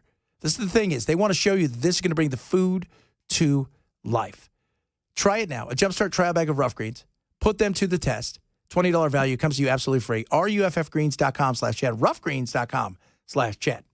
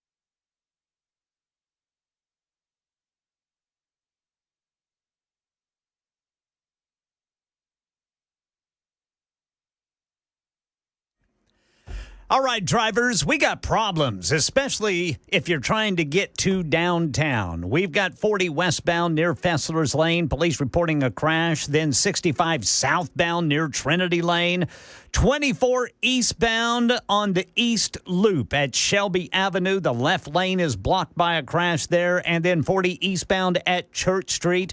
A crash 440 eastbound at Nolensville Pike, and a former Tennessee speaker and his chief of staff found guilty of public corruption at 2 on Super Talk 99.7 WTN. A lot of you chiming in about arguing with people online. Not that it can't be entertaining for 5 minutes. It's how much you allow it to take over your day. Well, and then if you start letting it bother you, that's a huge. That's where you've got to separate yourself from. Yeah. I mean, it's one, and it can get. First of all, like in our industry, you guys, like doing the stuff that we do, tweeting and doing it, like it becomes a second, third, fourth job to do videos, to do all these kind of things, and then everybody is a critic, which is fine. I don't care, but you can't let it. So I tell my kids, if you see somebody say something horrible about me, don't let it bother you. It's not a big deal. People are mad. I don't care if they can say stuff, but. I've got friends who are like, it eats them up at times. And you just can't. And don't waste your time, right? I tell my kids, none of this is real. This is all pretend. And none of these people are going to have any effect on your life after you stop talking and interacting with them. Yeah, yeah. And they're going to tell you they can't stand you and they never want to talk to you again. They're going to say vile things. And then they're going to do what? They're going to listen to you. They're going to come back to you. They're going to talk to you again. And they do say vile things, man. I've got some people that say horrible things about me. Some of you are listening right now. So settle down. It's like it, but I just want to be able to have conversations with people. That's why I think the SCOTUS fascinates me so much, is because if you ever listen to the Supreme Court, it's a conversation as much as it is anything else, because you're not calling witnesses and stuff like that.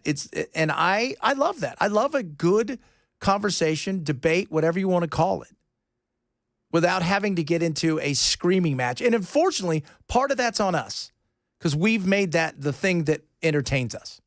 Coming up, hour number 3 of the program. We have a lot of fun. I think Matt's out today, right? So we've got Cameron's going to be in here. Yeah, Cameron's coming in. So we have a lot of stuff still to get to next hour. Don't you go anywhere, because if you do, we're going to start tweeting at you, and then we're going to get into argument, and we're going to make your weekend poopy. Chad Benson Show, Super Talk 997.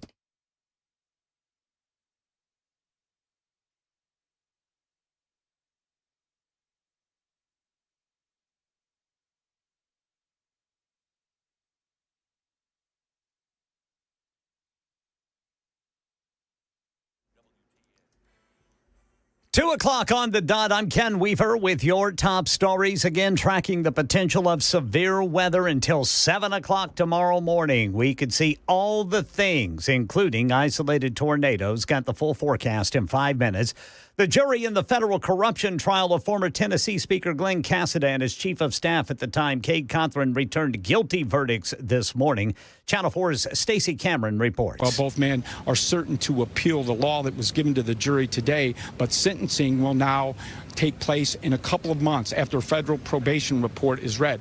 Both men just moments ago asked the judge to release them while they pending the sentencing hearing, and the judge granted that, even though there were some issues that the prosecution raised to whether or not Cothran should be released. Both men will be released pending that sentencing. Cassidy and Cothran faced multiple charges related to funneling taxpayer money to a fake company through state contracts. Right now in New Orleans, officials say one of the 11 inmates who escaped at the main prison facility has been recaptured, but the rest are still on the loose and should be considered armed and dangerous. They were discovered missing during the 8:30 head count this morning. And New Orleans Police Superintendent Ann Kirkpatrick says she didn't know about the incident until at least a couple of hours after it happened, and then had to respond to a question from a reporter about why the public wasn't notified sooner. Something we'll deal with that at another time, but we are working collaboratively as we always have. But we, wanted to immediately notify our public. At least one of the inmates has been charged with attempted murder. And it is the latest round in the long-running fight between Apple and Epic Games. No Fortnite on iPhones or iPads, no matter where you are in the world.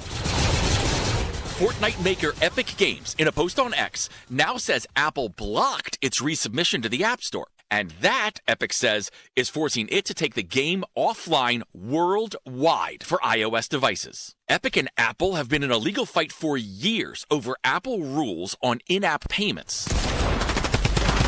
A couple weeks ago, Apple was ordered to change those rules, but Epic says it still won't let Fortnite back. That's the latest news. Weather is next. I'm Ken Weaver, WTN News.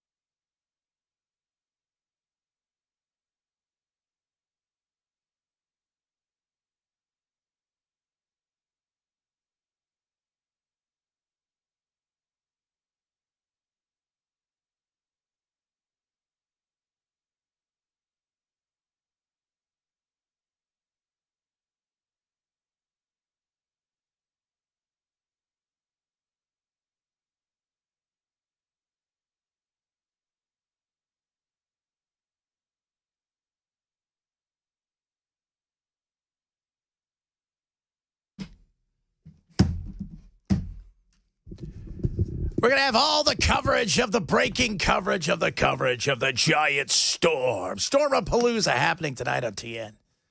We'll be live in 3D Technicolor on the interwebs and yes, coming at you. Or we'll be asleep along with the rest of you because nothing happens. All right, give us the latest. Let's hope anyway. Give us the latest. Come on. All right, right now it's the same. We are under at least a 3 out of 5 risk of severe weather until 7 o'clock tomorrow morning, all of Middle Tennessee. Everyone along and north of I-40, that includes downtown Nashville, is under a level 4 out of 5 risk of severe weather, with all the things, including, a medium risk of tornadoes north of I-40 and west of 65. Now, what I'm watching for right now we've got a tornado watch until 7 o'clock for a large portion of Missouri and northern half of Arkansas. That's until 7 o'clock tonight. So what that tells me is they're going to be out. They're going to be in the clear by 7 o'clock, but then it's going to be everybody to the east of there. It's going to be everybody's problem east of there after 7 o'clock tonight.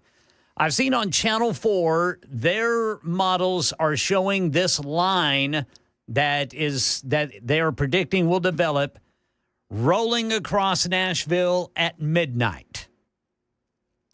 Is there a call-off time? We've wrapped up here? Is there, how late do we have to stay up? All right, look, I love you guys. We all do. Belle, Ken, I, Dan, a little wishy-washy on that, but you know what? Matt, I heard, is fond of everybody. Chris, as we know, solid as a rock. Joan, right there. But we have to have a call-off time, right? Well, it will depend. It depends on what's happening. If there are no tornado warnings, you won't hear us, but we'll be watching it.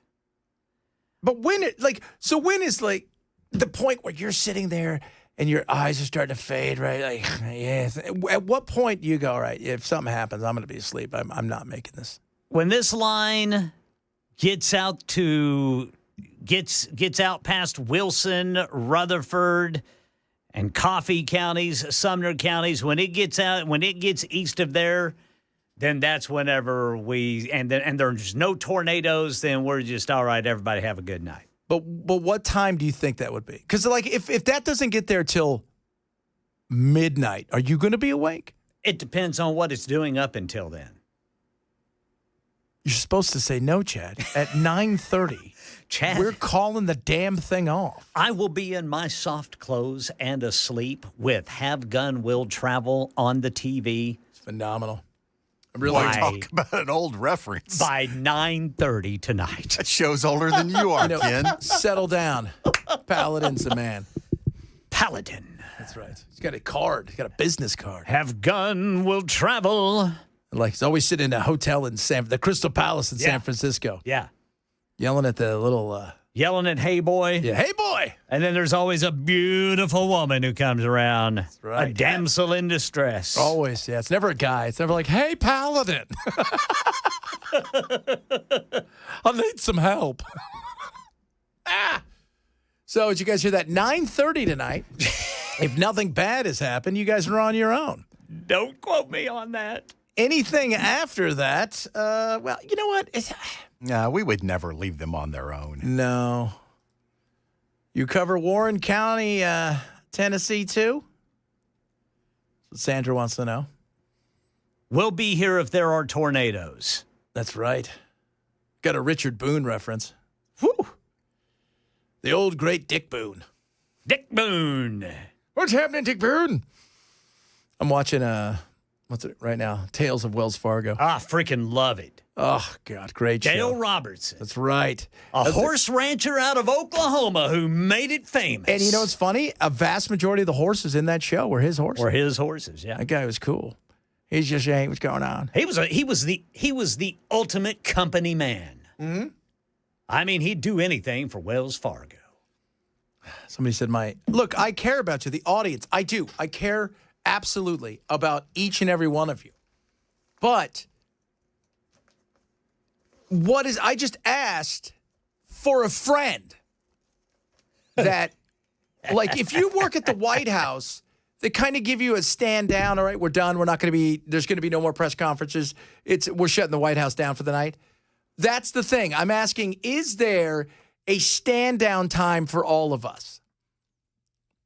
Like, if we're here at 9, because it's raging outside, and we go to 1, that's fine. But are you going to hop on at 1?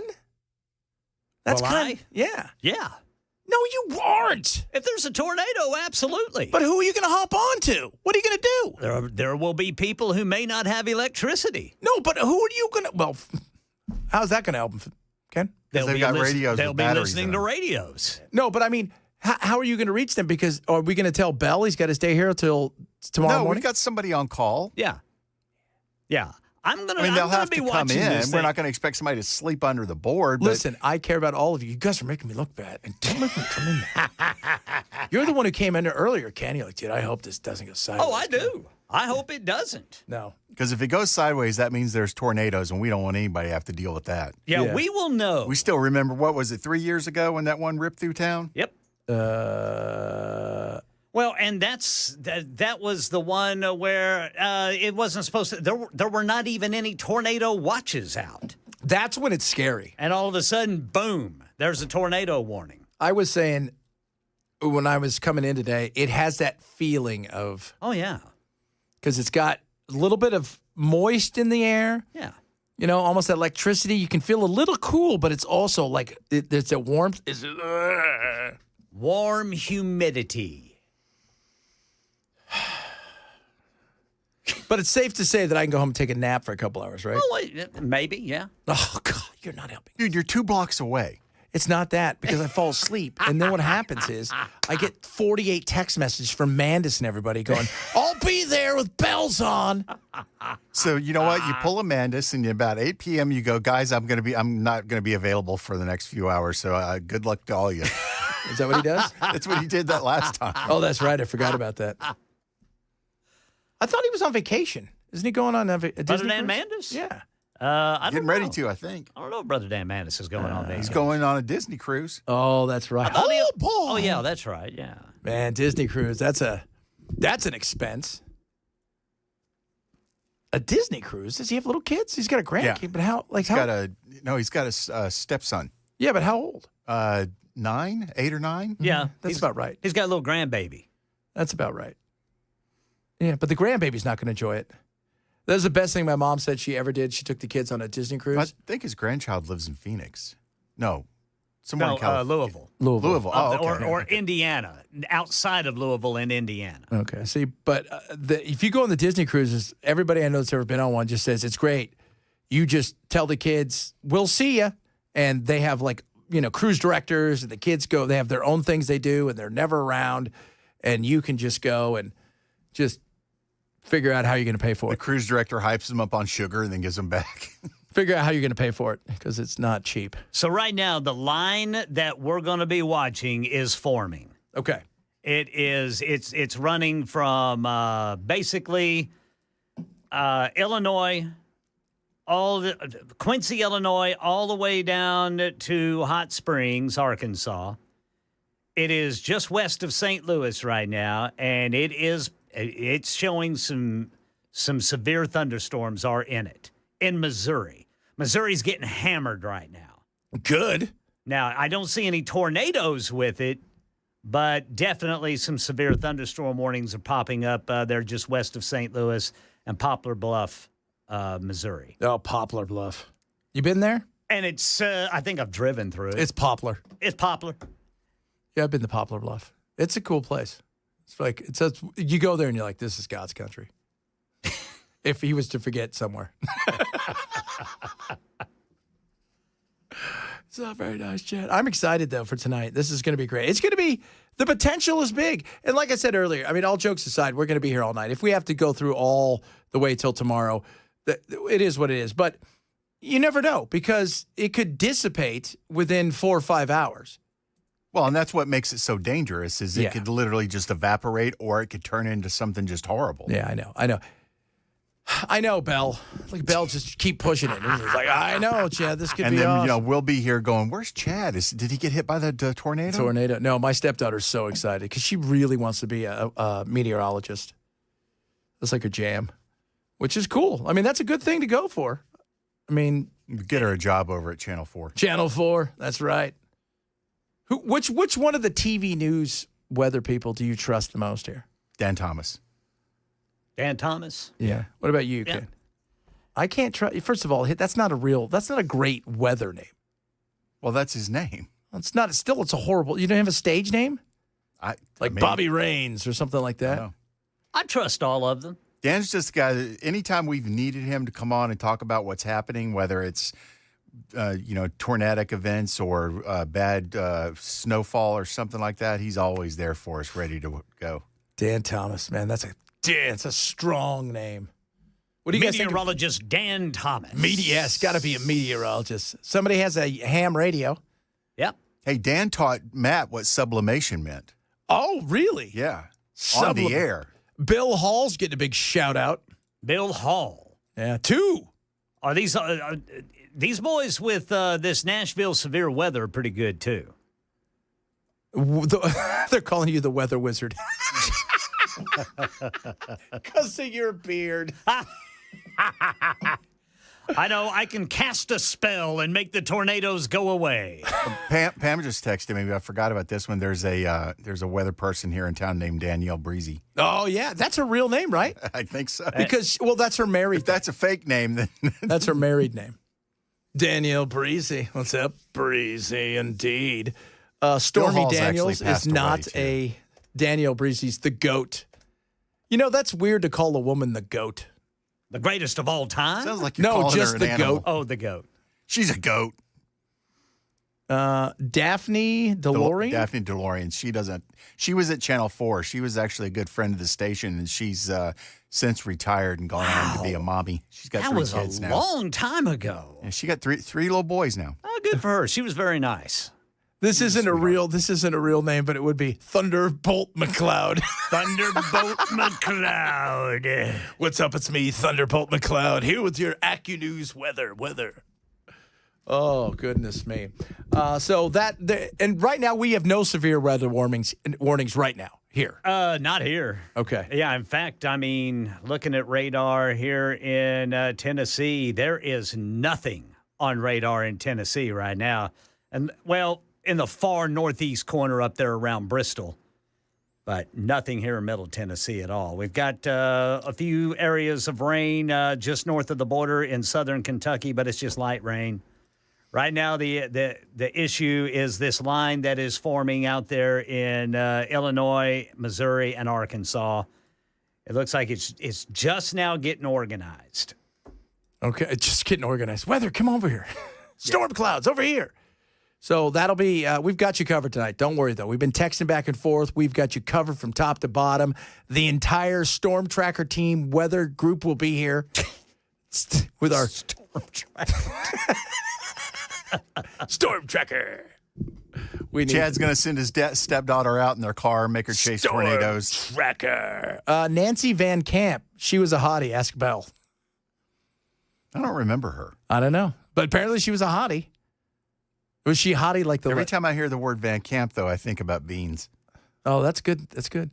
Got a can of those right now in the fridge. Man, have you ever seen the, like on the Reels or TikTok when they show like the difference between weather people around the globe? And it'll, like, if you guys have ever seen the Latin American weather people, it's basically... Oh, they're fantastic. They're just so ridiculous. And there's much less, or maybe there's more of a dress code down there. There's no dress code. There's almost dressed code. Yeah. Then they show the guy in Austria, and it's just like this old dude who looks haggard and doesn't care. And he's like, If Chad is on the air tonight, I'm not going to trust anything he says because he obviously doesn't want to be there. You played yourself. Meteorology is a bogus science. No, it's not. I think you get a. I think it's a real degree. No, that's a good degree to get. It's a science, a bogus science. Good God! But I don't think you have to have a meteorology degree to be a weather person. No, but it helps, especially in this day and age. Yeah, usually they have a weather person that's a chief meteorologist. Yeah. That's what. So Ken is our chief meteorologist. He's the weather wizard. All I do is look at the National Weather Service. Dude, tonight you should put on like a purple cape and hold a big staff. Long pointed hat. That's the weather wizard. Coming up, Bruce Springsteen. Apparently he's a no-talent hack. You're going to hear that. He and Trump are fighting, which is a mature thing to do. It's Chad Benson Show, Super Talk 99.7.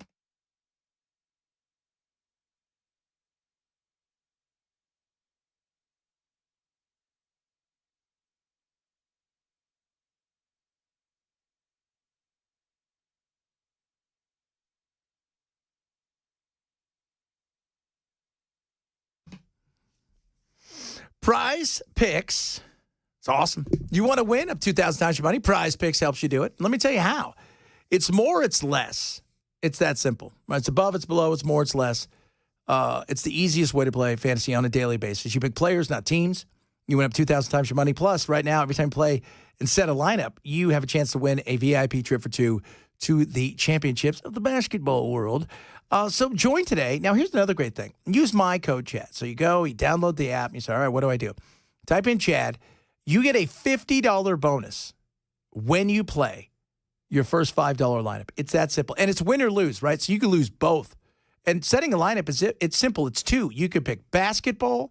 You could pick baseball. So you pick the player, not teams, and you decide, are they going to do this? Maybe it's hits in baseball, more or less. Strikeouts, three-pointers. That's simple. So easy. Get a $50 bonus when you use my code Chad.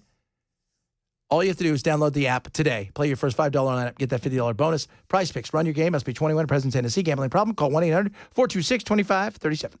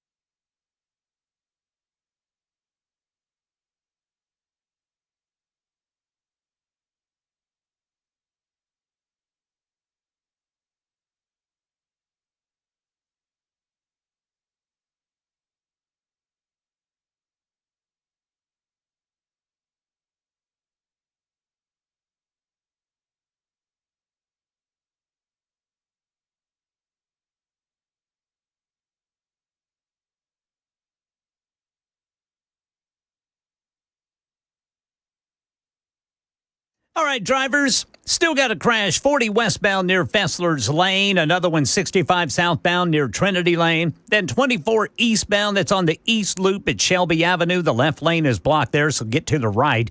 40 eastbound at Church Street, then 440 eastbound at Nolensville Pike. And verdicts are in from the jury in the federal corruption trial of a former Tennessee speaker and his chief of staff at 2:30 on Super Talk 99.7 WTN. In my home, the America I love, the America I've written about, that has been a beacon of hope and liberty for 250 years, is currently in the hands of a corrupt, incompetent, and treasonous administration. In my country, they're taking sadistic pleasure in the pain that they inflict on loyal American workers. They're rolling back historic civil rights legislation that led to a more just and plural society. They're abandoning our great allies and siding with dictators against those struggling for their freedom.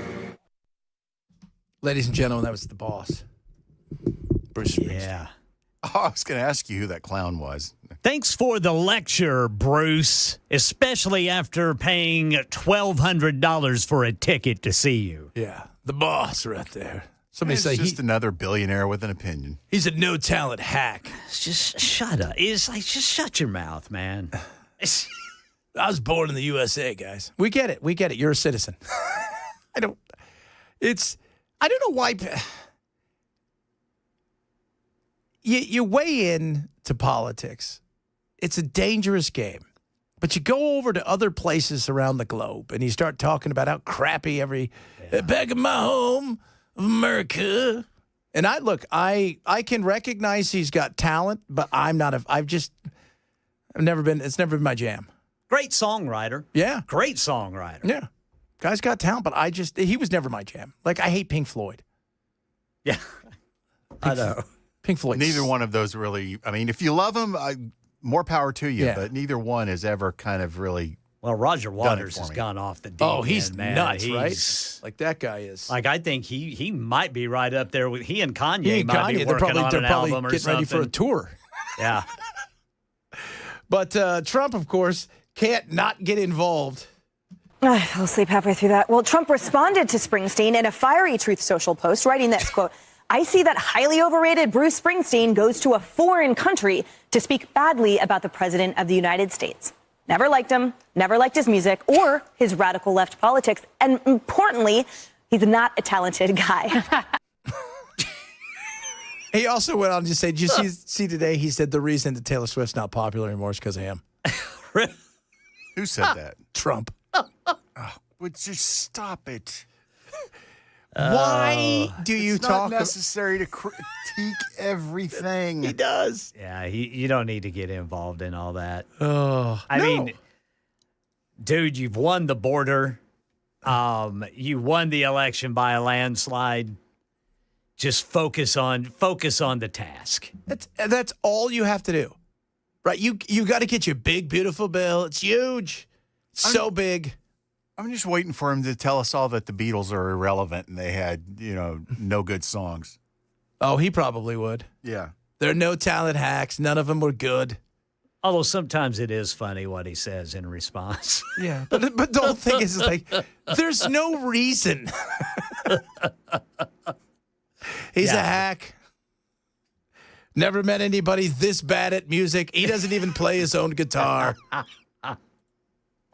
And the whole thing with Taylor Swift, too, is like, she's not popular anymore because of me. I don't know where the Taylor Swift comes into that with Bruce Springsteen. I mean, I know she said things in the past, but I don't think she's... No, I don't... She said anything No, recently. I don't think so. I think she's just hanging out with Travis. They're still together, right? Her and Travis? I haven't heard otherwise. I know she's probably not going to be friends with Blake Lively anymore. Oh, God, how horrific. You know what? The more I've read about, you guys don't know about the story. Blake Lively did a movie with his name, Justin Ballerini? Something like that. Something like that. And it was a pretty big movie. Something happened between the two of them that Blake tried to destroy that guy. And the more that you read up, the more you're like, man, she's awful. Yeah, and apparently the scuttlebutt is that she apparently invited Taylor Swift over one night, but didn't tell her that this guy was over there, and they were in the middle of this fight over what they're in court over right now, and that has somehow dragged Taylor Swift into this thing. Okay, so from what I understand, it was also had to do with text messages. Yes. But Blake Lively's being sued in a major way by this guy. This guy, did you see at the premiere? She made him stay in essentially the basement of the movie theater with his family to not watch the movie because she didn't want to be around him. Right. I mean, it's horrible. And there's not too many people are trying to they've kind of been quiet about it, but she dragged old Taylor into this. And by the way, some of you are probably getting yelled at because you said things about Taylor Swift that aren't nice. Taylor Swift is not popular anymore because she sucks. And who fires stuff back? The one, the only, Bel K. Look, that's a completely disprovable comment. Yeah. She's the single biggest artist on the planet. You don't have to like her for that to be true. Yeah. You can be that one person that goes, I'm not buying that ticket at that price point, but it's still not true. Belle, you're sadly mistaken. You're probably voted for Kamala, and your favorite band is Nickelback. Why is everybody always bust on Nickelback? I don't know, man. Oh. It's not very fair. Nickelback's cool. We got a lot of stuff still to try to squeeze into. We're having fun here. It's a Friday. We do Friday fun stuff. A lot of good stuff to talk about. Maybe we'll talk about James Comey. He used to be the FBI director who apparently doesn't understand what 4 digits mean. We talk about that. Bunch of other stuff. Lordy. 4 digits. Oh, Lordy. Oh, good gosh, Molly. I can't believe it. Chad Benson Show, Super Talk 99.7.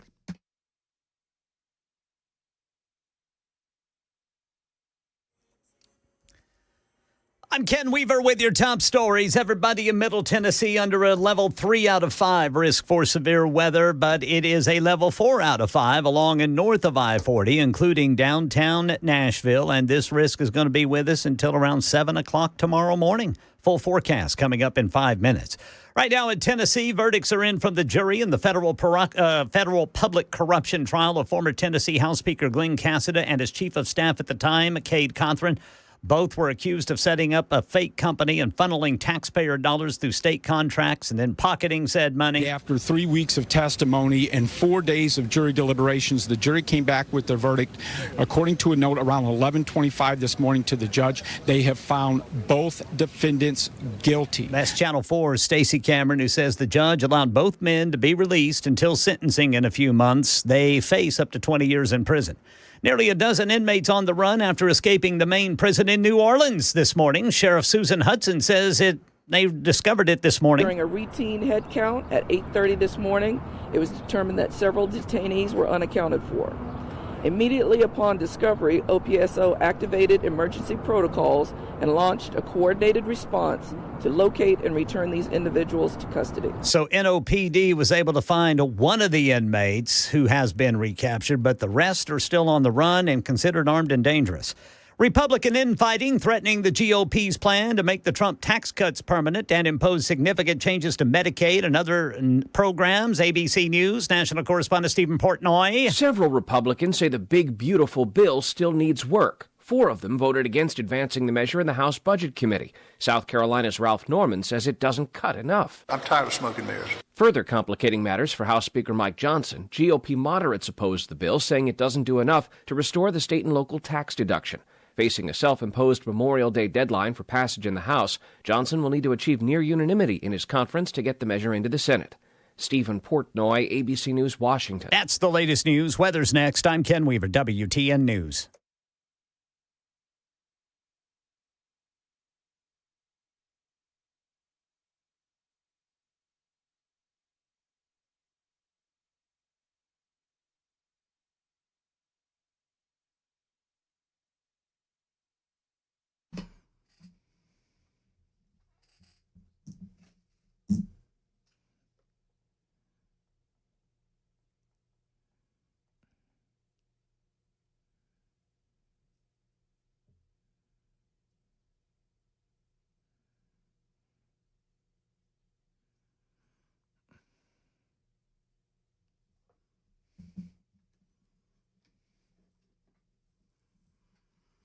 Speaking of weather, to call my buddies over at United Structural Systems.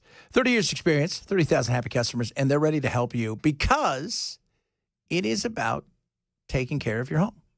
And many of us have been guilty of this in the past. We get a crack, something happens, let it go. Maybe water gets in there, maybe it doesn't. We don't really know because out of sight, out of mind becomes something way bigger than it should be. So have USS come over. Right? They've got so many years of experience in basement, crawl space, waterproofing, basement wall stabilization, foundation repair, you name it, they can do it. It's not going to cost you anything to have them come over and give you an inspection. It's absolutely free. They're not going to sell you anything unnecessary. And if they need to do repairs, they're going to do them. And they're going to be the ones who help take care of the things you need because they guarantee their best. And they're incredible. So if you've got any issues where you've worried about maybe in the winter, your pipes had issues, but just drip, drip, you didn't see it. Maybe you've got that crack, water seeped in. All of a sudden, they could have some mold, wood rot. Call USS today. Let them know, hey, I don't want this thing to get too bad. 615-488-7855. 615-488-7855 or online at USSTN.com.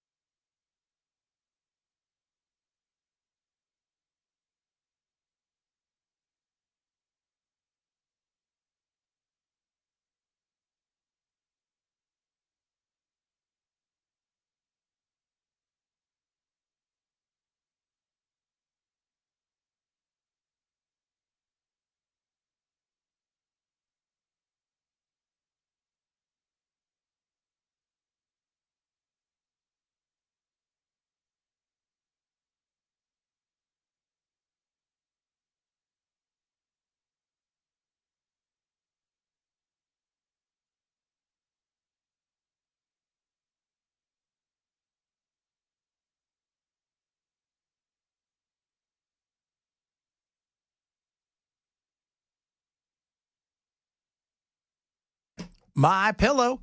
Great deals right now on what? The My Pillow bed sheets. We're talking about great deals. Now, these deals are you're getting at cost, essentially. The big stores, they said no to Mike. Mike saying yes to you. And the opportunity right now to take advantage of it is tremendous. So you go to mypillow.com/Benson. Use my promo code Benson. So they got the Giza Dream Sheets and the Percal Sheets. Giza Dream Sheets, it's luxury, okay? It's luxury. They're incredible. Made from 100% Giza cotton. Ultra soft, breathable sheets. So incredible. The sateen weave is awesome. So with these, 10-year warranty. Now check this out. Any size, any color, $49.98. And that includes queens, kings, splits, kings, cow kings, any size, any color, right there. While supplies last. For me, so I've got those, but I've also got these because I sleep a little warmer, and the Percal is amazing. Crisp, cool, perfect for hot sleepers, 100% long staple cotton, and they've got deep pockets. And so if you sleep a little hot this time of year, Percal, it's the way to go. Normally $90, yours $29.98 for the queen, and the king just $34.98. Go to mypillow.com/Benson. Remember, this is it. Once they're gone, they're gone. Take advantage of these amazing deals, right? Going on at MyPillow, mypillow.com/Benson.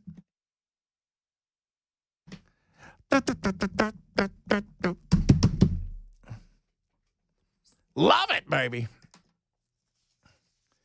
So, man, really stoked some anger out there with the whole thing with Taylor Swift.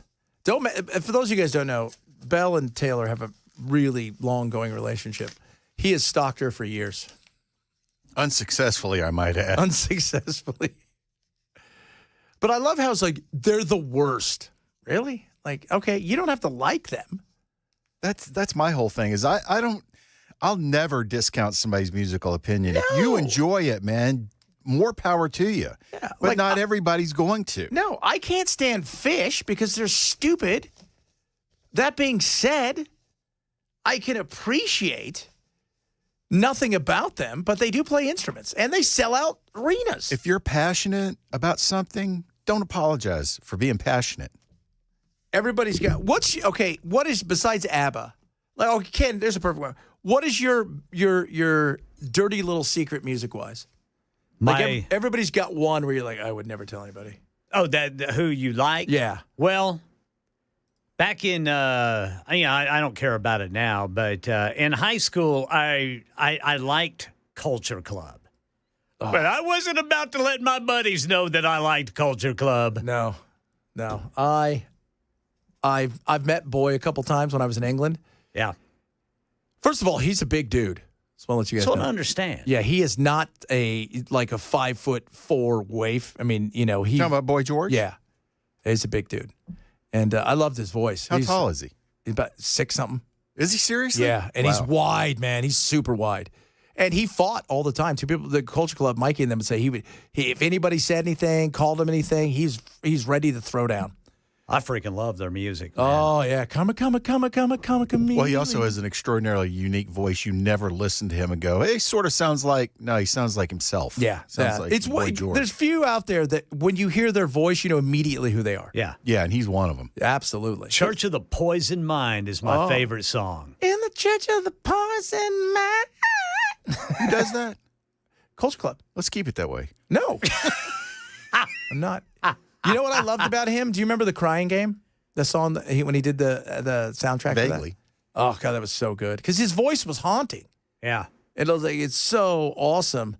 But yeah, I could see why in Oklahoma it probably wasn't like one of your, like, just, hey, guys. Well, I mean, I was listening to, like, along with my cassette of Color by Numbers, there's Judas Priest, Iron Maiden, AC/DC, Thin Lizzy. Oh, Thin Lizzy.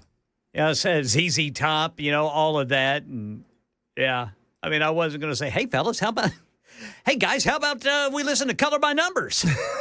I got the new Carpenter's Jam. Throw me another beer, Weaver. Man. Yeah. Somebody said I would have took that to my grave, Ken. Dude, I like all kinds of music. Oh, I do too. Man. When you get old, you know what though? Like when we were younger. I mean, this is the beauty of today's world and the of us coming together. When we were younger, heavy metalers hung out with heavy metalers. The goths hung out with the goths. The jocks were hanging out with the jocks. And they all had the music they liked. New wave kids hang out with the new wave and kids. they never crossed, right? No. like now it's like it's no big deal to see Post Malone do something with Jelly, and then oh my God, here comes Jay-Z, and he's going to do something with Reba McEntire or something like that. Yeah, none of that stuff is off limits anymore. No, I couldn't even remember who was it first. Was it Nelly or was it Tim McGraw and Nelly did something, didn't they? I think so. I don't specifically remember, but that sounds right. Yeah, so because the music's kind of it's all cross where the jocks hung with the jocks. Well, it's like Taylor did that. Taylor did Crossroads with Def Leppard. Yeah. I hung out with everybody. I mean, I had where I grew up, you had the thugs. I hung out with them. I hung out with the cowboys. I hung out with the hip hoppers. I was friends with everybody. Let's be honest, though, Ken. The only reason they were hanging out with you is because you had the cannabis. Not in high school. Because you were the weather wizard. Yeah. No, that's yeah. See, all my Cowboys friends, all of my cowboy friends, every one of them had a cassette of Back in Black. Yeah. I mean, Cowboys freaking loved. Well, that Back was in Black. One of the things I noticed early on in my radio career is you could sell 2 million copies of something just inside your little bubble. Yeah. Just to your audience. But when you hit along the mark of 5, 6, 7, 8, 9, 10 million records, you're selling to everybody across the board. Yeah. When Appetite for Destruction exploded, there were 40-year-old women that were buying that album because they wanted to hear Sweet Child of Mine. Oh, it wasn't just like, rockers who had mud flaps with naked women on them. Oh, God. That album was, I remember when that thing first came out, man. We listened to that thing over and over and over again. What, Appetite for Destruction? Yes. Yeah. And then what was the horrible one, the Chinese Democracy? Yeah. Well, that was, let's be honest, that was an Axl Rose solo record. Yeah. Is that the one he put all that money into himself? Yeah. He spent like $13 million making that record. Yeah. That was like, I was watching the thing today where they're talking about, the worst moves in music history. They had that in Quiet Riot when Ken, what's the name, DeBose, or what, Kevin DeBose just lost his mind, started talking about how Ozzy was horrible. And then, of course, arguably the worst, best thing of all time is when Billy Squier destroyed his career by that stupid video. Oh, yeah. Yeah. Overnight, your life is ruined. Oh, my goodness. I love, you know what, though? Even as a kid, I had an eclectic taste in music. But it's funny, I like music, but I don't love music. But what I really love is bad music. I'm literally, I find music to be addictive because I'm always, Me too. I'm always trying to find the rush from finding that next really, really cool song. Well, that's what I like about death metal. What I like about death metal is I love the guitar. I don't necessarily care for the lyrics, but I freaking love the guitar. I don't care for the vocals either, except for George Corpse Grinder Fisher. I think he's got a great death metal voice. Yeah, you gotta find that right voice. We gotta get Ken tickets for when they're here in town at Marathon Music Works. Who? Cannibal Corpse. Oh God, that's dude. Gotta take care of my boy back here. Well, you want to go see? Was it Ghost? Who are they called? Ghost. Yeah. I didn't know if that's. Yeah, it's just Ghost. Just Ghost. I was gonna say Ghost Fisher. I don't know why I even thought about that. Ghost Monkey. That's cool. But I love country music too, man. Oh, I do too. I like Bob Wills and the Texas Playboys. That's a good one. Oh, play it, Tommy. That's a good. See, I am a God. Who is? I just like. I like bad, but I like old. I like all the stuff. Yeah, 30s and 40s type swing music, man. I love that stuff. Right, I can listen to that stuff all day. But I've always been like, I love the one-off, just music. You get sucked into it, and you're like, you can listen to that song 1,000 times, right? Was it Terry Ferguson? Here on Thunder Island. Yes. Yes. Yeah. Oh, I could listen to that 1,000 times. It's great. We all have our thing, kids. Bon Scott was unmistakable. True. Bon Scott, I love Brian Johnson. I do. But Bon Scott AC/DC, man, that is just some raw rock and roll. Yeah. Jay Ferguson. Oh, Jay Ferguson. Oh, yeah, Thunder Road. Thunder Road, right? Yeah, Thunder Island. Thunder Island. Here on Thunder Island. Oh, that's such a great band I remember song. whenever Def Leppard Pyromania came out, man, I wore that cassette out. I mean, wore it out. I would have like Devo followed by Baltimora. Do you remember Baltimora? Tarzan Boy? I do Tarzan Boy, you're far away from nowhere. I went to a Def Leppard meet and greet one time, and Rick Allen was one of the members that came out for the meet and greet, and I stuck out my left hand to shake his hand, and he looked at me like he gave me a kind of a half of a frown. He goes, "Yeah, nobody's done that to me before."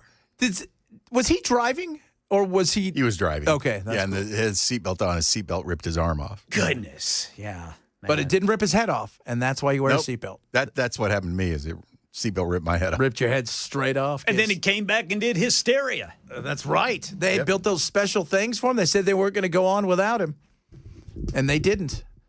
And that's an awesome thing. Coming up, Cameron, he's here. I saw him. He was prepping. Looked like he was being serious. As you know, we're not serious. It's Friday. It's the Chad Benson Show. Super Talk 99.7.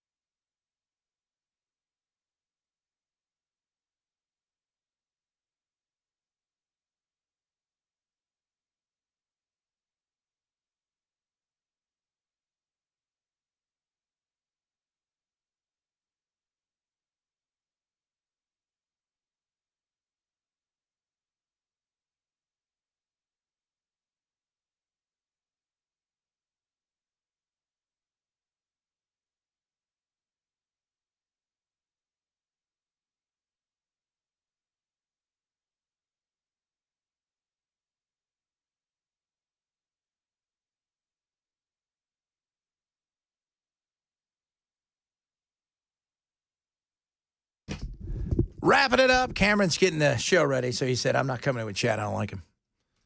I like him figure as much. Tonight, will I sing? I did it my way. You know, it's a great song. Speaking of My Way, did you ever see Sid Vicious when he redid My Way? God, it's great. That's a great movie, too. Sid and Nancy with Gary Oldman. That was his first movie. That's a great movie. It was a great movie. I love the ending. Yeah, Sid had problems. Sid did. Nancy did, too. Nancy was a hot mess. There's Yes, no she doubt was. about that. A lot of you chiming in on some of your bad favorite music. Pina Colada is not a bad. That's a great song. Escape. Yeah.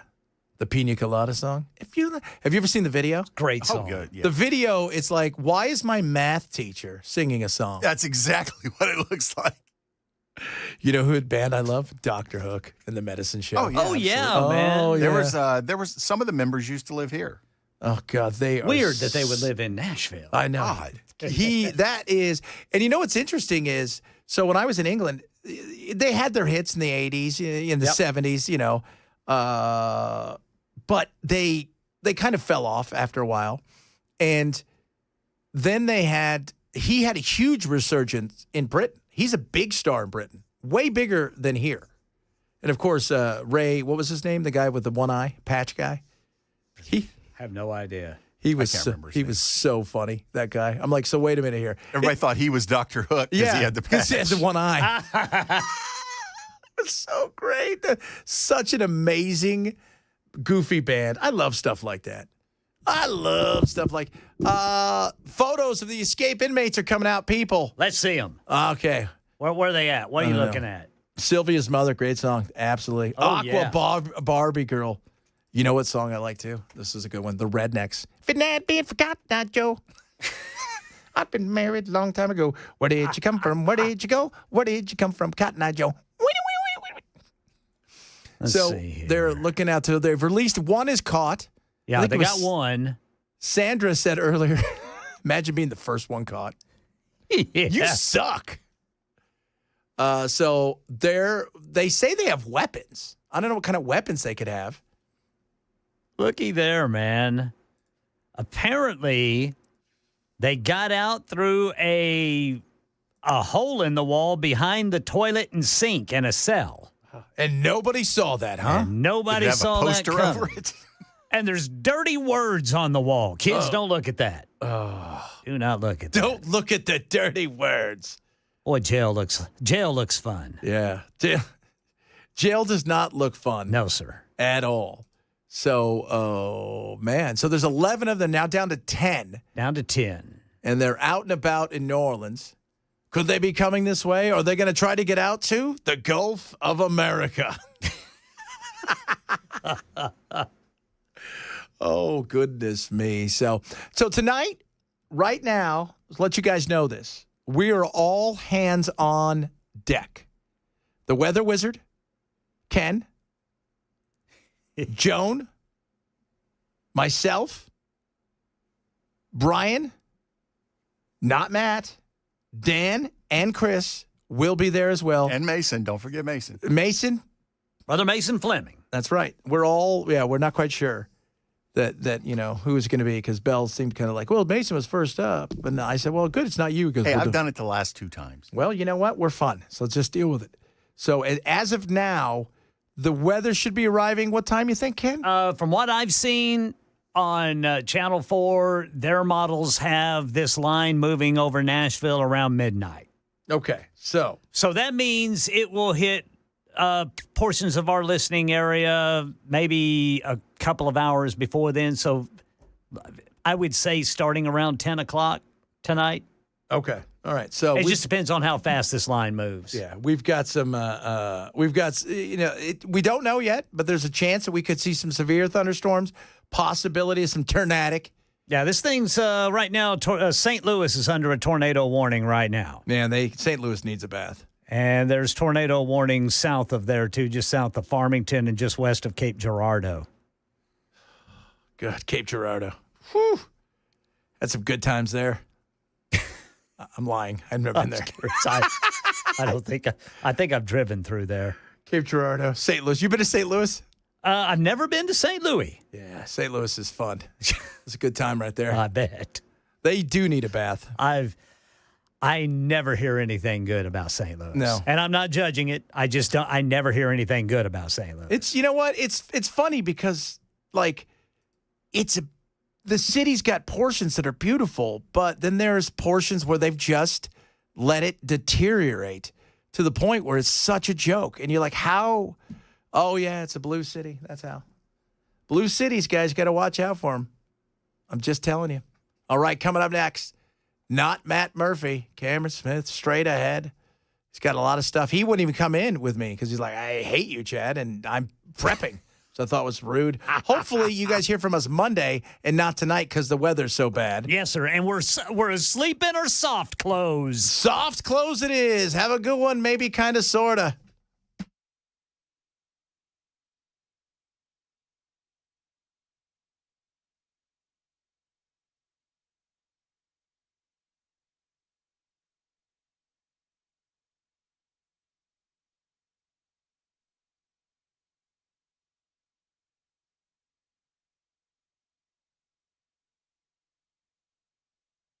Three o'clock on the dot. I'm Ken Weaver with your top stories. We are keeping an eye on the sky for you. First, got to keep an eye out for you drivers out there. We've got some problems in traffic. Police reporting a crash 40 westbound near Fessler's Lane, then 65 southbound near Trinity Lane. Looks like left lane is blocked. Eastbound East Loop downtown there at Shelby Avenue. And then a crash 40 eastbound at Church Street. And police reporting a crash 440 eastbound at Nolensville Pike. Everybody in Middle Tennessee is under at least a 3 out of 5 risk of severe weather tonight. Everybody along and north of I-40, that is a level 4 out of 5 risk for severe weather. And right now, looks like this risk is going to linger until about 7 o'clock tomorrow morning. I can tell you this, the area of concern right now is this line of storms developing in Missouri. Right now, St. Louis is under a tornado warning, as are counties south of St. Louis there in southeast of Missouri, and it is moving to the east. So we're definitely going to be weather aware. Full forecast and traffic in 4 minutes. There's a verdict in the federal corruption trial of former Tennessee Speaker Glenn Cassida and his chief of staff.